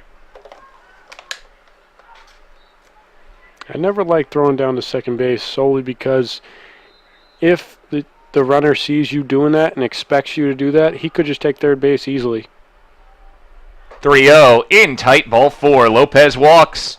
So 5 straight have reached to start the inning. And again, you do feel for Kyle Sanford a bit because the first 2 balls hit in this inning should have been flyouts. Since then, a walk, a single, and a walk. Dan Mantoni no longer the pitcher, now just the designated hitter. Opportunity to expand the lead and lock up the W for him. Can also maybe exercise some of that frustration from a tough top of the 6th with this at-bat.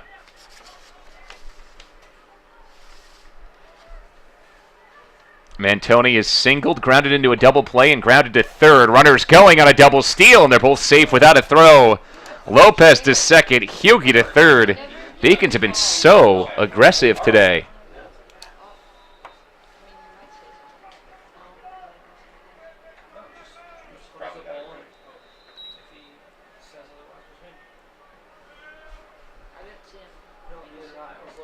Pitch is a called strike. Ball and a strike to Dan Mantoni. Still nobody out in this 6th inning. Beacons could put up a huge number here.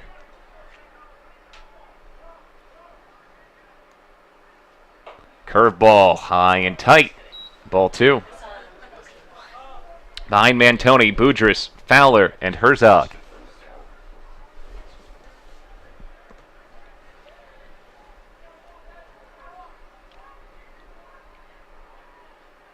Mantoni hammers this foul, count to 2-2 as he sends it onto the lacrosse field in the middle of a Little East Conference semifinal as UMass Boston scored its first goal of the day, right at the same time. Wow, that's kind of a nice. Mantoni almost put that one in the Plymouth State goal right there. Here's a 2-2.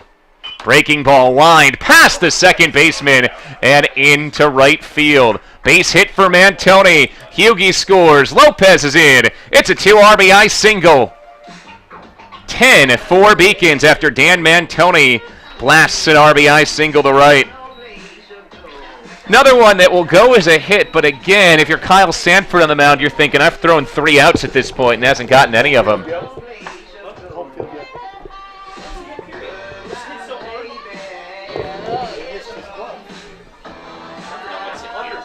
Mantoni on first, Kyle Boutros the hitter, and now you start to think again about the possibility of that 10-run rule. Beacons up 6, still nobody out.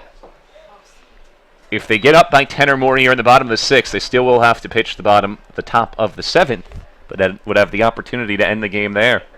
Pretty sure the only thing going through the Beacons' mind is trying to get Fowler as many at-bats as he can. Boudreaux fly ball deep center, should be playable for Luna, and he's got it for out number 1. That hitting streak is on the line. Yeah, Chris Fowler will come up now 0 for 3, but he has been productive even in his 0 for an RBI and a run scored. He's hitting 30 straight games. He's only 4 shy of the UMass Boston record set by Steve Coffey of 34. The first baseman, number 40, Chris Fowler. There's a fastball in the outside corner, strike 1.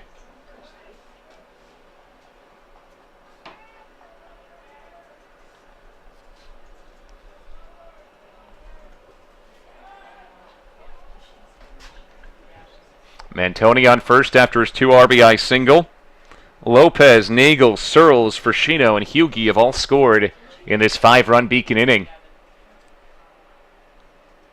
Fowler hammers this right field, and he's hitting 31 straight. The bench explodes. Beacons knew what was going on right there. Chris Fowler, a 31-game hit streak. Now, Steve, Seth and I talked in game number 1 about how this Beacon offense has been putting up crooked numbers throughout this streak. Already 5 runs in this inning. Still only 1 out. And Nick Herzog is the 9th Beacon to bat in the 6th. The 6th inning may take longer than the entire game number 1. Hour and 35-minute game 1. Herzog takes inside for a ball. This inning is going on about 37 minutes or so at this point. Makes me think of the inning we played against Southern Maine where each pitcher got 1 out and they put in a new one. That inning never ended. Yep. Inside almost hit Herzog, 2-0. There is just now action in that Western Connecticut State bullpen as this game has not gone Kyle Sanford's way. He had the 3rd best ERA coming out of the bullpen for Western Connecticut State this season. 2-0.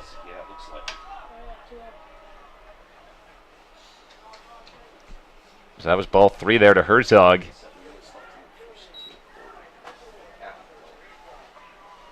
Runners on first and second, still only 1 out. Luke Daigle on deck. He started this inning. Curveball for a strike. That's an interesting 3-0 pitch. Runs the count to 3-1.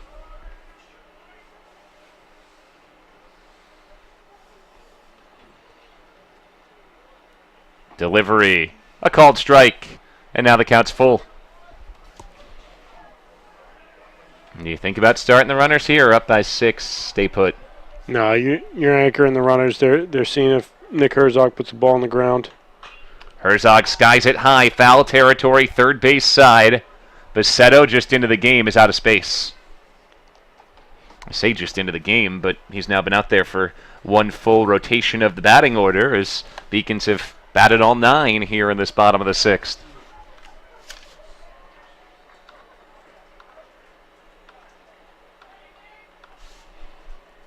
Three-2 to Herzog. Swing and a miss out in front of a changeup. First strikeout for Sanford. And it'll be up to Luke Daigle here in the bottom of the 6th to keep the inning going.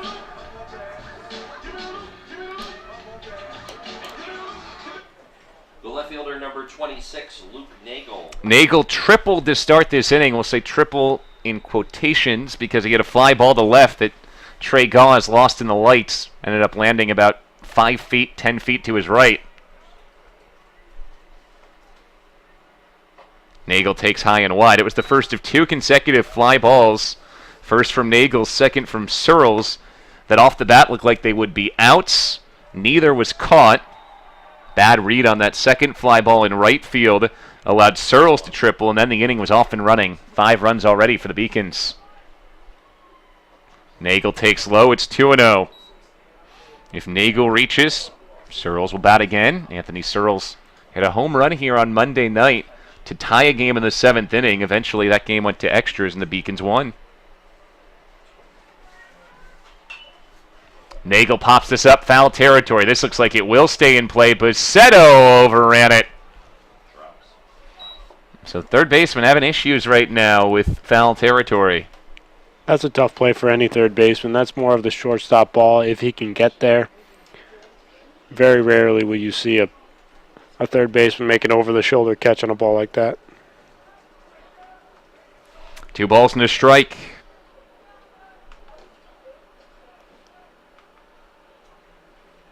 Daigle takes up high, ball 3. Closing in on the 2-hour mark of game 2 here in the bottom of the 6th. After an hour and 35-minute 9-inning game 1. There's ball 4.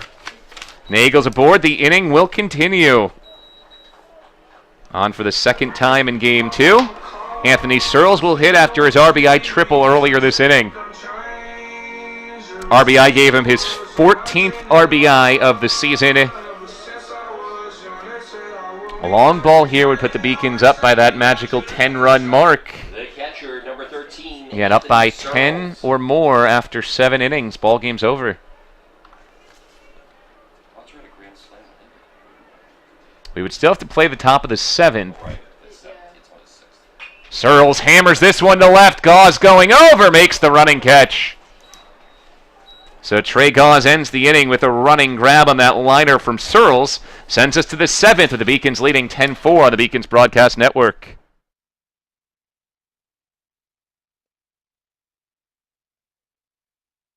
Division III allows you to give yourself to other things. Having that free time allows me to pursue the things that I want to pursue. Division III athletics affords students the opportunity to, engage in the other interests in their campus and in their lives outside of that sport. It allows you to just be able to do everything you want to do. I wouldn't change it for the world.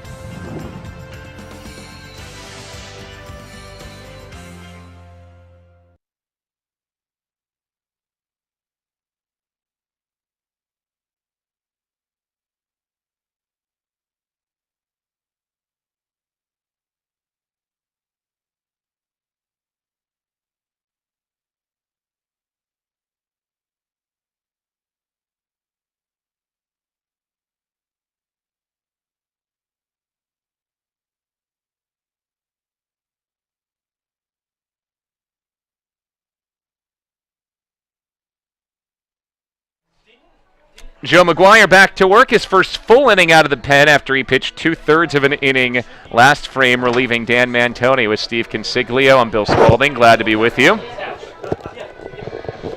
It's now 10-4 UMass Boston after the Beacons scored 5 in the bottom of the 6th. 9 combined runs in that 6th inning, 4 for Western Connecticut State, followed by 5 for the Beacons. First at bat in game 2 for Bill Busetto, who came in as a defensive replacement for Joe Daigle in the bottom of last inning.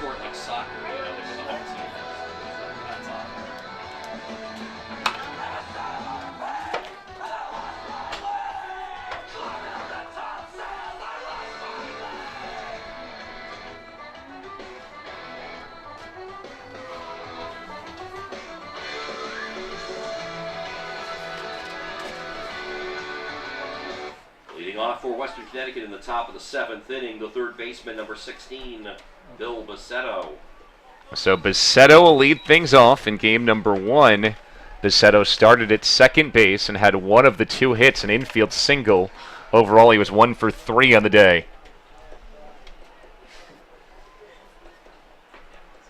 Basetto takes a strike. He's hitting here in the 9 spot, in Daigle's spot in the lineup. Joe Costa, Bryan Harper, and E.J. Lavoie will follow 1, 2, 3 in the order. Breaking ball for a strike from McGuire. McGuire entered, allowed 2 hits and 3 inherited runners to score in the 6th, but did not allow any of his own runners across. Dan Mantoni in line for the win right now if the scoreline holds up. Slider, Basetto checks his swing, 1 and 2. Eric Nicholson will be on the hook for the loss. He gave up 5 runs in his 5 innings of work. Poor Kyle Sanford, those first 2 balls hit that should have been caught, counted as triples, led to a long inning. He's responsible for all 5 runs in the bottom of inning 6, and they're all earned. 2-2 now to Basetto. What's the coaching staff saying when you're up here 6 runs to a pitcher? Throw strikes. That's it. That's last. It doesn't have to be fancy. You don't have to throw a bunch of junk. Could just throw all fastballs. Let the other team put the ball in play. Let your defense work, and just keep getting outs. 2-2 in tight. There's ball 3. So the count now full after an 0-2 start for McGuire. Pitch to Basetto. Up top, ball 4. McGuire lost him with a walk. So the antithesis of how you're looking to start an inning with a 6-run lead. Joe Costa. Turns things over for Costa, who walked back in the 6th. Came around to score one of the 4 runs in the 6th inning that chased Mantoni from the game. Costa takes a strike. Remember, Costa nearly struck out. Just got a piece of a breaking ball on 0-2. Then on a 2-2 pitch that was up and in, he just checked his swing on a close call. Walked, the inning continued, and 4 runs came across. Costa watches this slider outside. Big play in the inning was when Bryan Harper, the next batter, was up. He hit a fly ball foul territory, third base side, that fell. Extra life, he ended up walking. 1-1. Slider, strike, 1 and 2. If you're a Beacon fan, quick update on that little East Conference semifinal lacrosse. 2-2 scoreline late in the first. That game also available here on the Beacon's broadcast network. 1-2, fly ball, right field, pretty deep. Herzog back, gets there, and makes the turning catch. Even that did not look as clean as it could have been. You wonder, wind is blowing a bit out there in right field, if that's maybe playing a trick on the balls. The catcher, number 3, Bryan Harper. 1 out. Basetto still on first, and Bryan Harper is the batter. Single, a walk, a strikeout, and a run for Harper today. Remember, his single was off the wall, but he was caught trying to stretch it into a double. It was one of those typical monster singles you get used to at Fenway, where you hit it so hard off the wall it holds you to a single. Yeah, and it was a tough time to do that because they were already down 5 runs. Maybe not the best time. It was a good hustle play, but again, hustle plays don't always pay off when you're down 5. Ball and a strike. This is Harper's last career college game. Sure, he was trying to make a big play there, but yet changed the momentum a bit. Bunted down the third base line and rolling foul. So Harper trying to steal a base hit with the third baseman Boudris way back behind the bag. It's a good idea. Almost paid off. Just ended up rolling foul. Ball and 2 strikes. Top of the 7th. 1 down in the inning. Runner on first. Beacons lead 10-4. Final game of the regular season.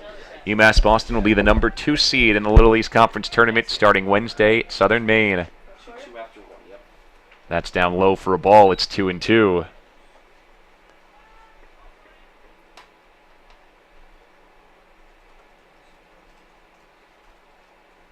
Now a 2-2 pitch.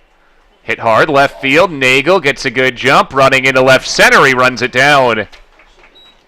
Luke Daigle getting more and more comfortable in the outfield as the season goes along. 2 away. Leadoff Runner Bassetto is still stuck on first base. The shortstop, number 10. Brings up E.J. Lavoie, 1 for 3 in this game, 2 for 7 overall. Right on the borderline of 400. He entered at 404. Looking at the numbers, he's now at 402. So a hit here would likely lock up a 400 season for him. This ground ball out will make things dicey. A flip from Lopez over to short in time to end the inning. That's it for the 7th. McGuire puts up a goose egg on the scoreboard. 7th inning stretch at Monin Park. 10-4 UMass Boston.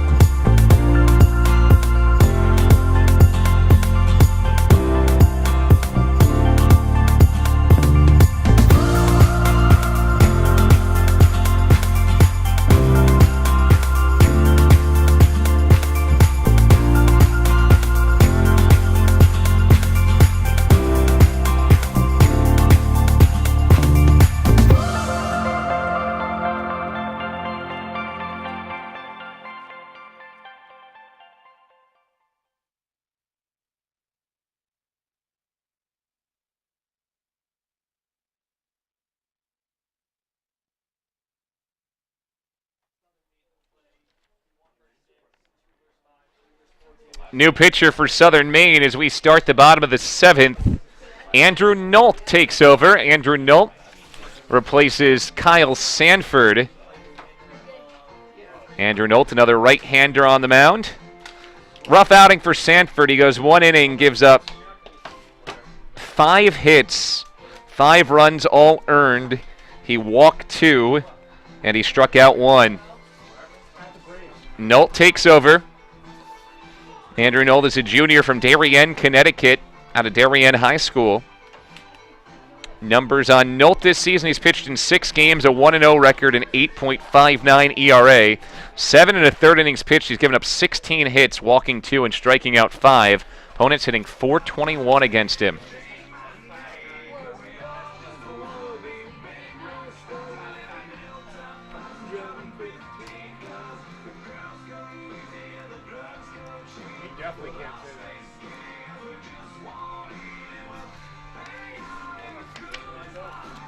So Beacons start the inning against Nolt with Sal Frascino here in the 7th. 4 runs for the Beacons in this inning would end the game due to the Little East Conference's 10-run rule. First pitch swinging, Frascino waves at it for strike 1. Of course, that's not the way West Conn would hope to end its season. They will miss the conference tournament. You know, they want to fight it for 9 here. Ooh. Inside, that hits Frascino, so he's aboard to lead off the inning, and he springs back up quickly. That doesn't feel good, and that's never a good sign, especially if you're Coach Igerbro. That's one of your fastest kids, your center fielder who covers all that ground with his legs. But it's nice to see him get up, jog down to first, and he'll be all right. They give him some time. Yep, he looks okay.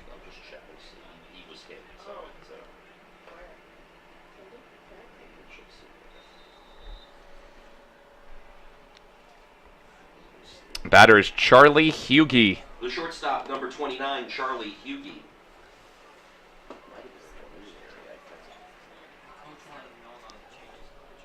Huegi has reached in a fielder's choice and singled twice. This is hit hard, just foul. Now pitching for Western Connecticut State University, number 27, Andrew Nolt. Andrew Nolt on the mound, as we mentioned. Opponents hitting .417 against him this season. Beacons looking for 4 runs to put this game away. They just scored 5 last inning. Runner goes, and the ball skips out of the hands of Harper. Stolen base for Frascino. That hip looked A-okay right there. Yeah, he'll be all right. Just might wake up with a bruise tomorrow. At least he's got 6 days for it to dissipate between now and the Little East Conference tournament up in Gorham. Charlie Huegi at the dish is 2 for 3 today. 2 singles, 2 RBIs. He's scored twice. Watches the ball.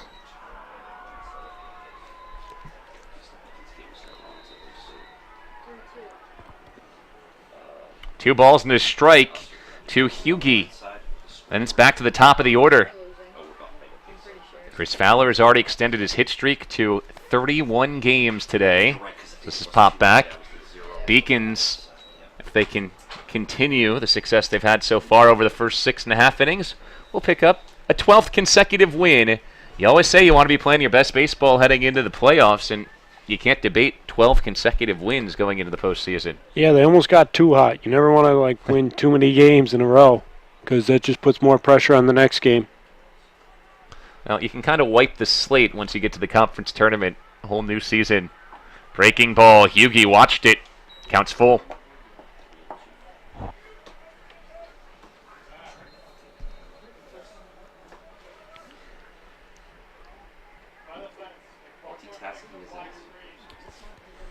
Three-two delivery.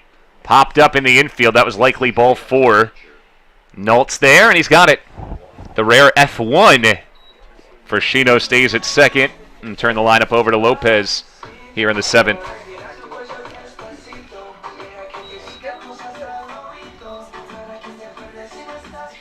The second baseman, number 14, Josh Lopez. Lopez, then Mantoni and Boudris here in this frame.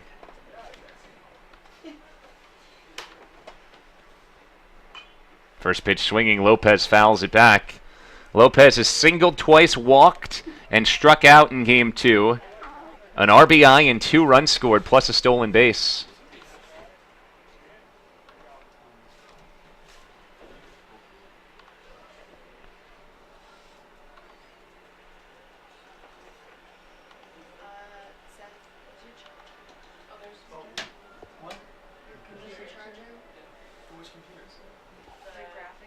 Swing and a miss and a fastball. No ball, 2-strike count.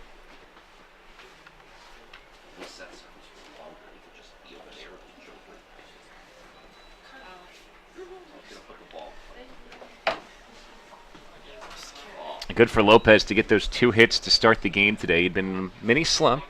Gets him going heading into the tournament in 6 days.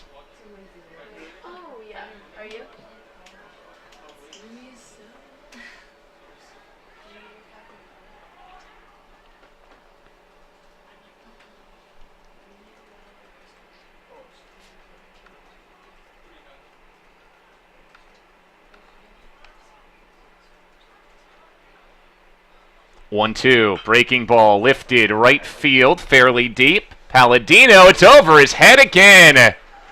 Lopez streaking to second. Here comes Frashino. Lopez into third. It's a triple for Lopez, and now he comes home after delay. He scores. They were holding the ball at second. Lopez took off.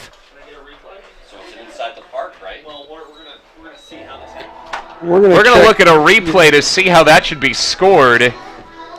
Is it an inside the park home run or a triple and an error? That'll be the question as the Beacons go ahead 12-4. Either way, it was a great running play on the bases by Lopez. Mantoni the batter. Fastball is inside for ball 1.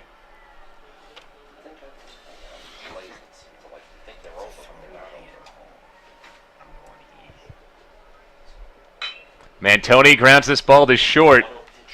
Throw across the diamond in time for out 2. Score at 6-3 from E.J. Lavoie. And we're going to give that an inside the park home run on the aggressive play by Lopez. So that's the score now, is an inside the park home run for Lopez. Of course, it'll be talked about throughout the day, but that's the early call. There will be more reviewing the video. If so, it's Lopez's second home run of the season. The third baseman, number 15, Kyle Boudris. Here comes Kyle Boudris. Fly ball, left field, falling quickly. Boudris drops it down. Base hit for Boudris. If Fowler leaves the yard here, the game is over. Be the 10-run rule in the bottom of the 7th. No on the home run, apparently. I guess that's what the thumbs down means. It's a triple and an error, though. Just got review from our official scorer that it will be a triple and an error on that Josh Lopez hit. So he talked to a couple of folks, made his decision. Triple and an error for Lopez. Error on the throw from the second baseman. I'm going to disagree with that call. A great play by Lopez. That was just instinctual. And they're giving him an error. That's unfortunate. Brings up Chris Fowler. Fly ball, right field. Lost in the lights from Palladino. Now he comes in and sees it and makes the catch for the 3rd out of the inning. So we will continue to the 8th. Beacons 12, Western Connecticut State 4.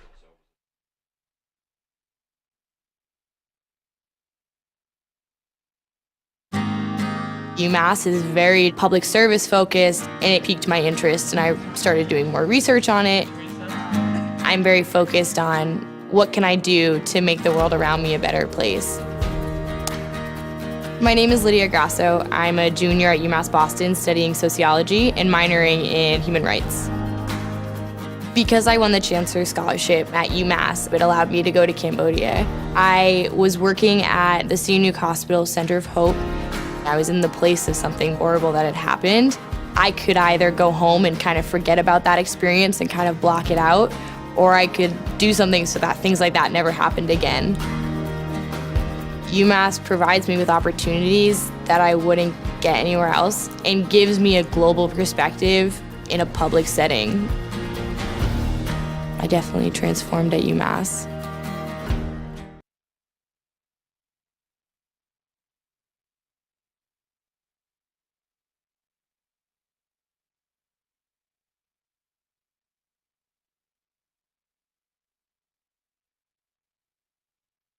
Closer Bobby Tramandozzi enters the game for the Beacons. Bobby Tramandozzi will take over for Joe McGuire. McGuire pitched an inning and 2/3 of relief. 2 hits, no runs, walked 1. Didn't strike anybody out. So here comes Bobby. Beacons closer this season. 17 games, 2-1 record, 1.40 ERA. 25 and 2/3 innings pitched. He has 6 saves, 26 hits allowed, walked 6, struck out 30. One change defensively. Kyle Boudris comes out of the game, and Eddie Riley takes his spot over at 3rd. Now get another look at Bobby. We've watched him develop last couple of seasons. How have you seen him grow from when he first got to campus to where he's at now? Well, first of all, he's put on about 2 to 3, maybe even 5 miles an hour on his fastball. Came in throwing 75 to 78. Now he's up to 80 to 83. He sits 83. Every once in a while, if he needs to, he can get it up to 85.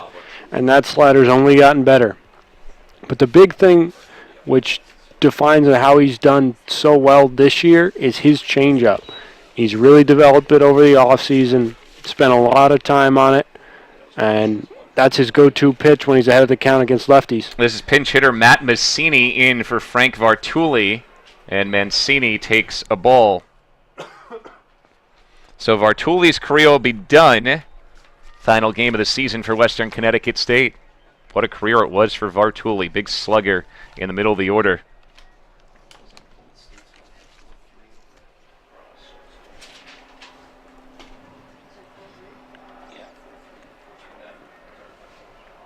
Two 2-1 pitch. Mancini swings through it.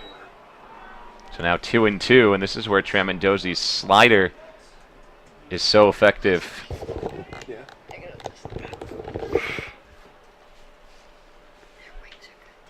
2-2. Called strike 3. Got him on the inside corner. Just froze Frank Vartuli. Excuse me, Matt Mancini. First strikeout for Tramandozzi to start this 8th inning. Right fielder number 5, Dave Palladino.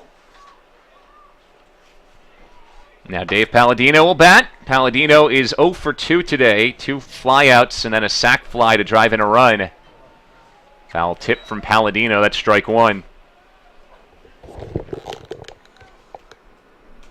Beacons closing in, 5 outs away from a 29-9 regular season, 11-3 in the conference. That ball glances off Tramondosi. Second baseman Lopez had it, bobbled it, and down it goes.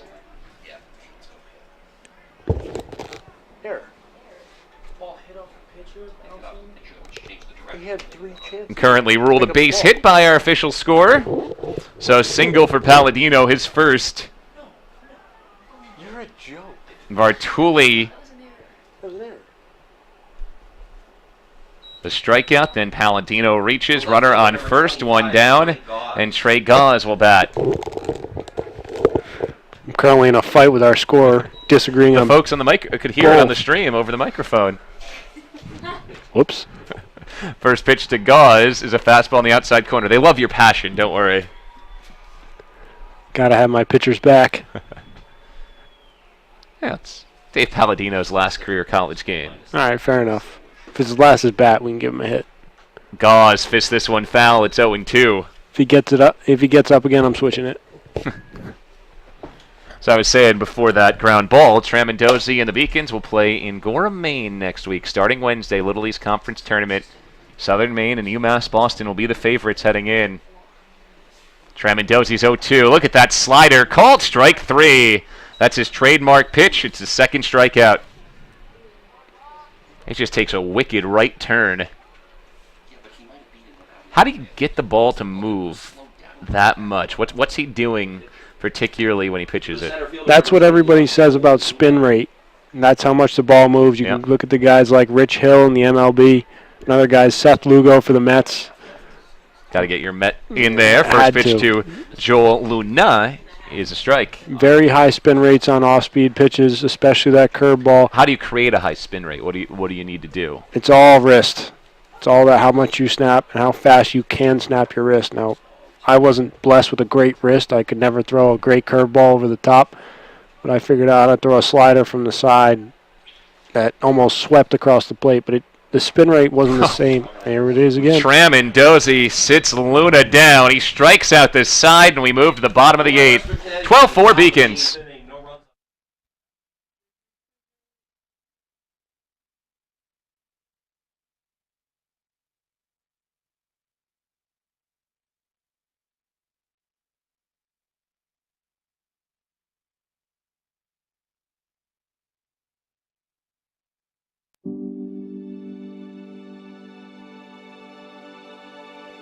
What separates UMass Boston from other schools is the fact that a large percentage of students commute.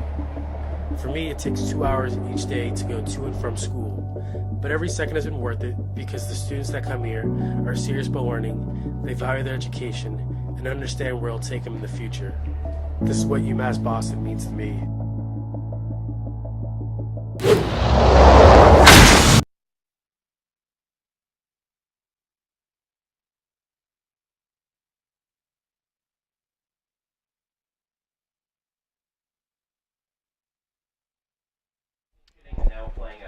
Sophomore Matt Fasoli is the 4th pitcher of Game 2 for Western Connecticut State. Fasoli, a sophomore from Trumbull, Connecticut, out of Trumbull High School.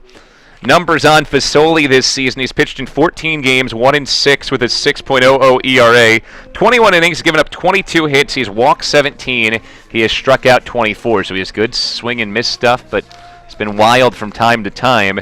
2 runs for the Beacons in this 8th inning would end the game. Otherwise, they need to go get 3 outs in the top of the 9th. Fasoli takes over for Andrew Nault. Nault pitched 1 inning, gave up 2 hits and a hits batsman. He allowed 2 runs, 1 of them earned, and he walked nobody. 1 hits batsman, didn't strike anybody out.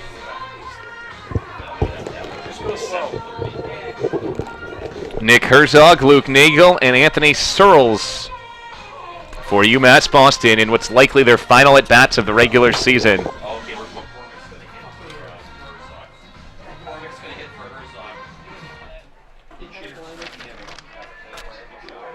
Ryan McCormick will pinch hit to start this bottom of the 8th. For Ryan McCormick, his first opportunity to play today, even though he was in the lineup as a starter in Game 1. Dan Mantoni had a presentation. Mantoni finished that presentation in time to take his first at-bat of the game. So McCormick gets a start in the stat book without ever even playing earlier. He'll hit here now. Hey, you never know. That might help him down the line. Could start the rest of his way and be up in the records books. McCormick this season, a .298 hitter, 12 RBIs.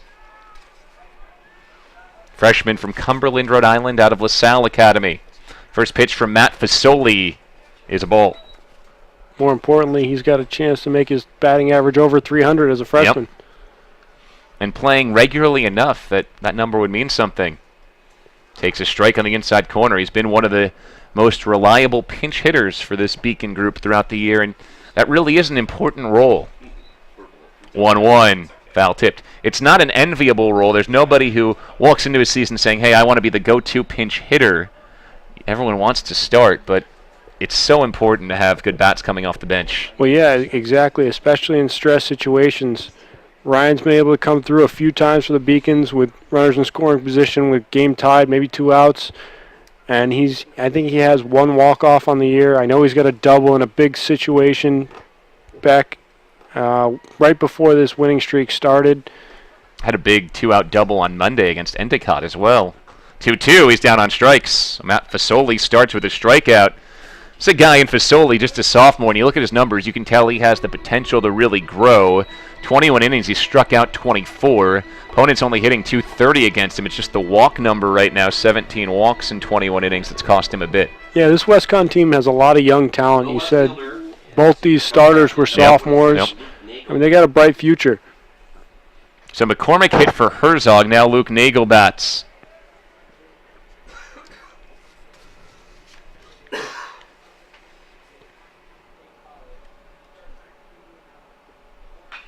Fly ball, left field, pretty shallow. Once again, Goss says he can't see it, finds it at the end and makes the catch. Stuck his hands out looking for it, eventually found it. 2 down in the 8th.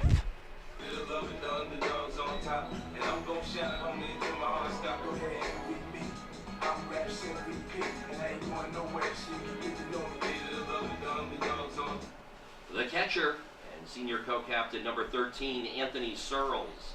Batter is Anthony Searles. First pitch is a strike on the outside corner.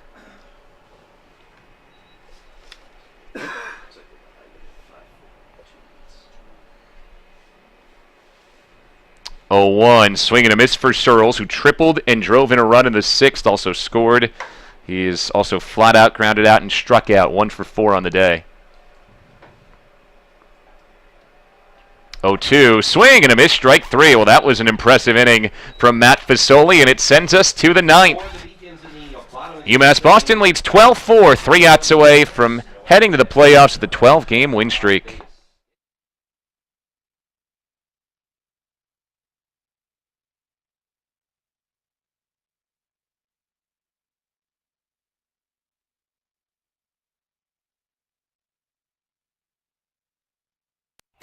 Something I discovered in myself is that if I have a goal, then I can accomplish it.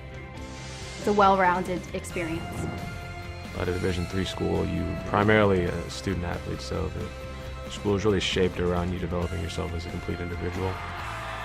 It helps a lot that you have a family with your team that can guide you.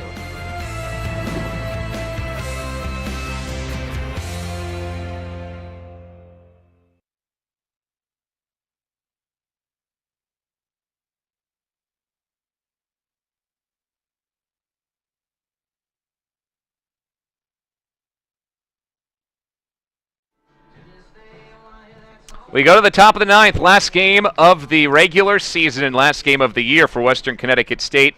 UMass Boston 3 outs away from a 12th consecutive win. With Steve Consiglio, I'm Bill Spalding. Bobby Tramondosi remains in the game to finish this one out over 2 innings. 1 defensive change. Danny Brown has moved into right to take Nick Herzog's spot.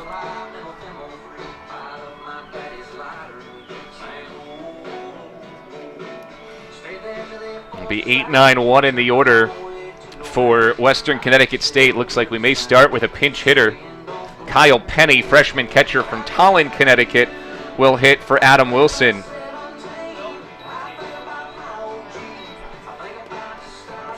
And so Kyle Penny will bat.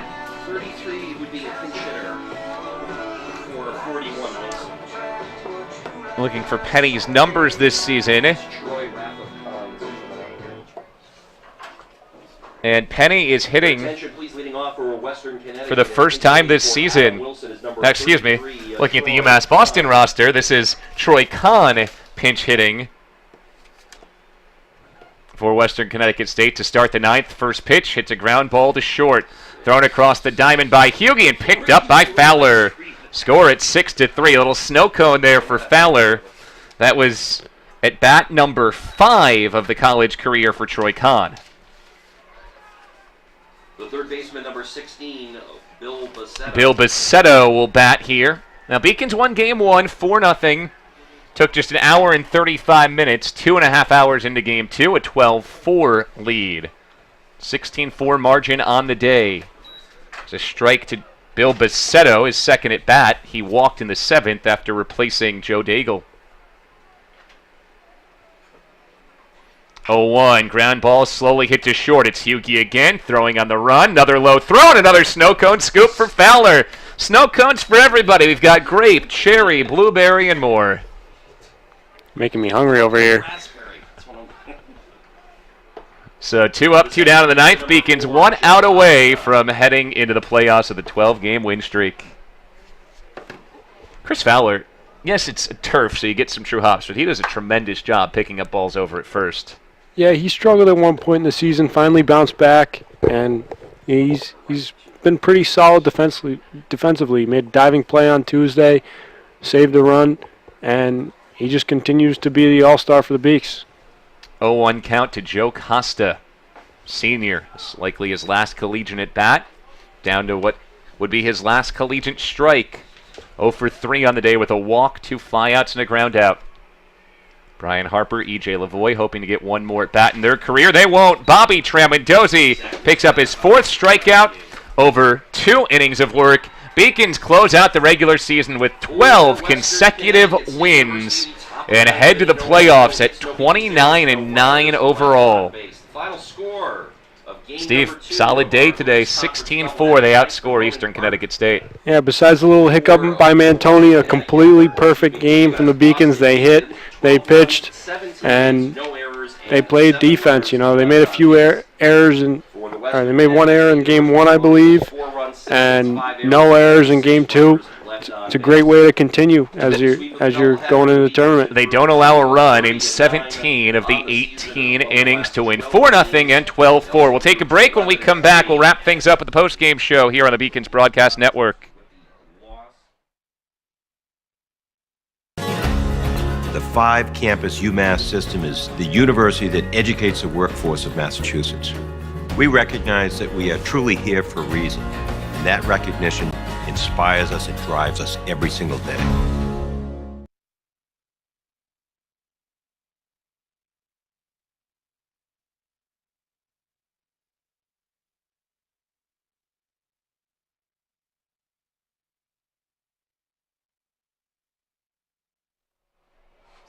Back at Monin Park, 12-4, UMass Boston wins. 12 consecutive Beacon wins to end the regular season. They'll head to Gorham, Maine as the 2 seed in the Little East Conference for the conference tournament starting Wednesday. Let's take a look back at the highlights from game number 2.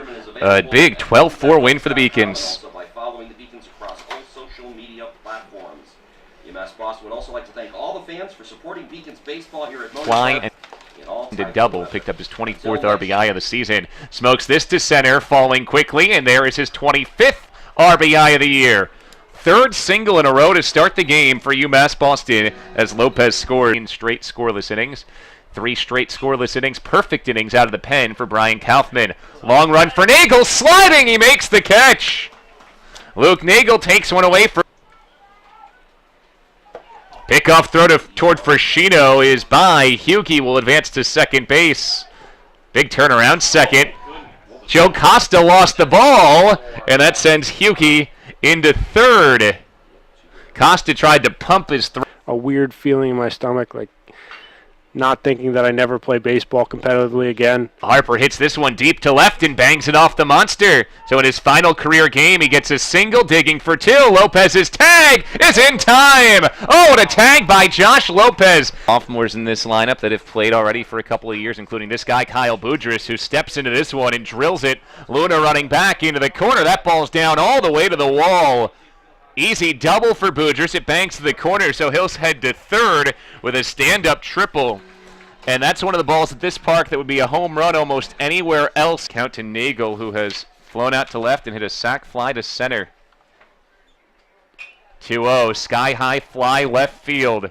Up there for Gauze, fighting it in the lights. He never saw it. It bounces down to his left. When you're hot, you're hot, and Luke Daigle will get a double, maybe even a triple. He is in safely. It's a triple for Luke Daigle.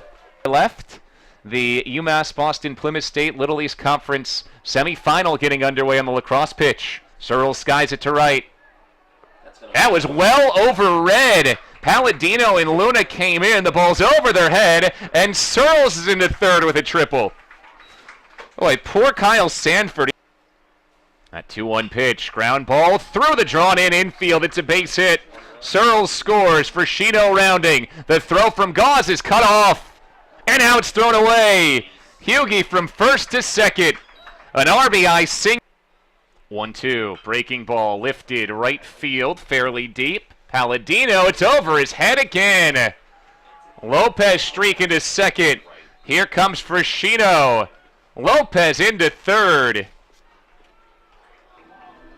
It's a triple for Lopez, and now he comes home after delay. He scored. So those are the highlights from the Beacons' big win, 12-4. All right, Mr. Consiglio, you've seen the Beacons win 12 in a row, heading into the playoffs. Final home game of the season. Your impressions on how UMass Boston's playing now and what you expect over the next few weeks? If I'm Coach Egerbrot, I am very excited to go into these LEC games, especially playing a team they've already swept in Rick on Wednesday, and they're hot.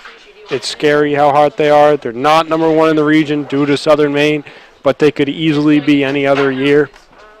12 in a row against regionally ranked teams is no joke. This is a very good team. They do it all. They can pitch. They can play defense. They can hit, especially with the defense coming around of late. No errors today in the second game today.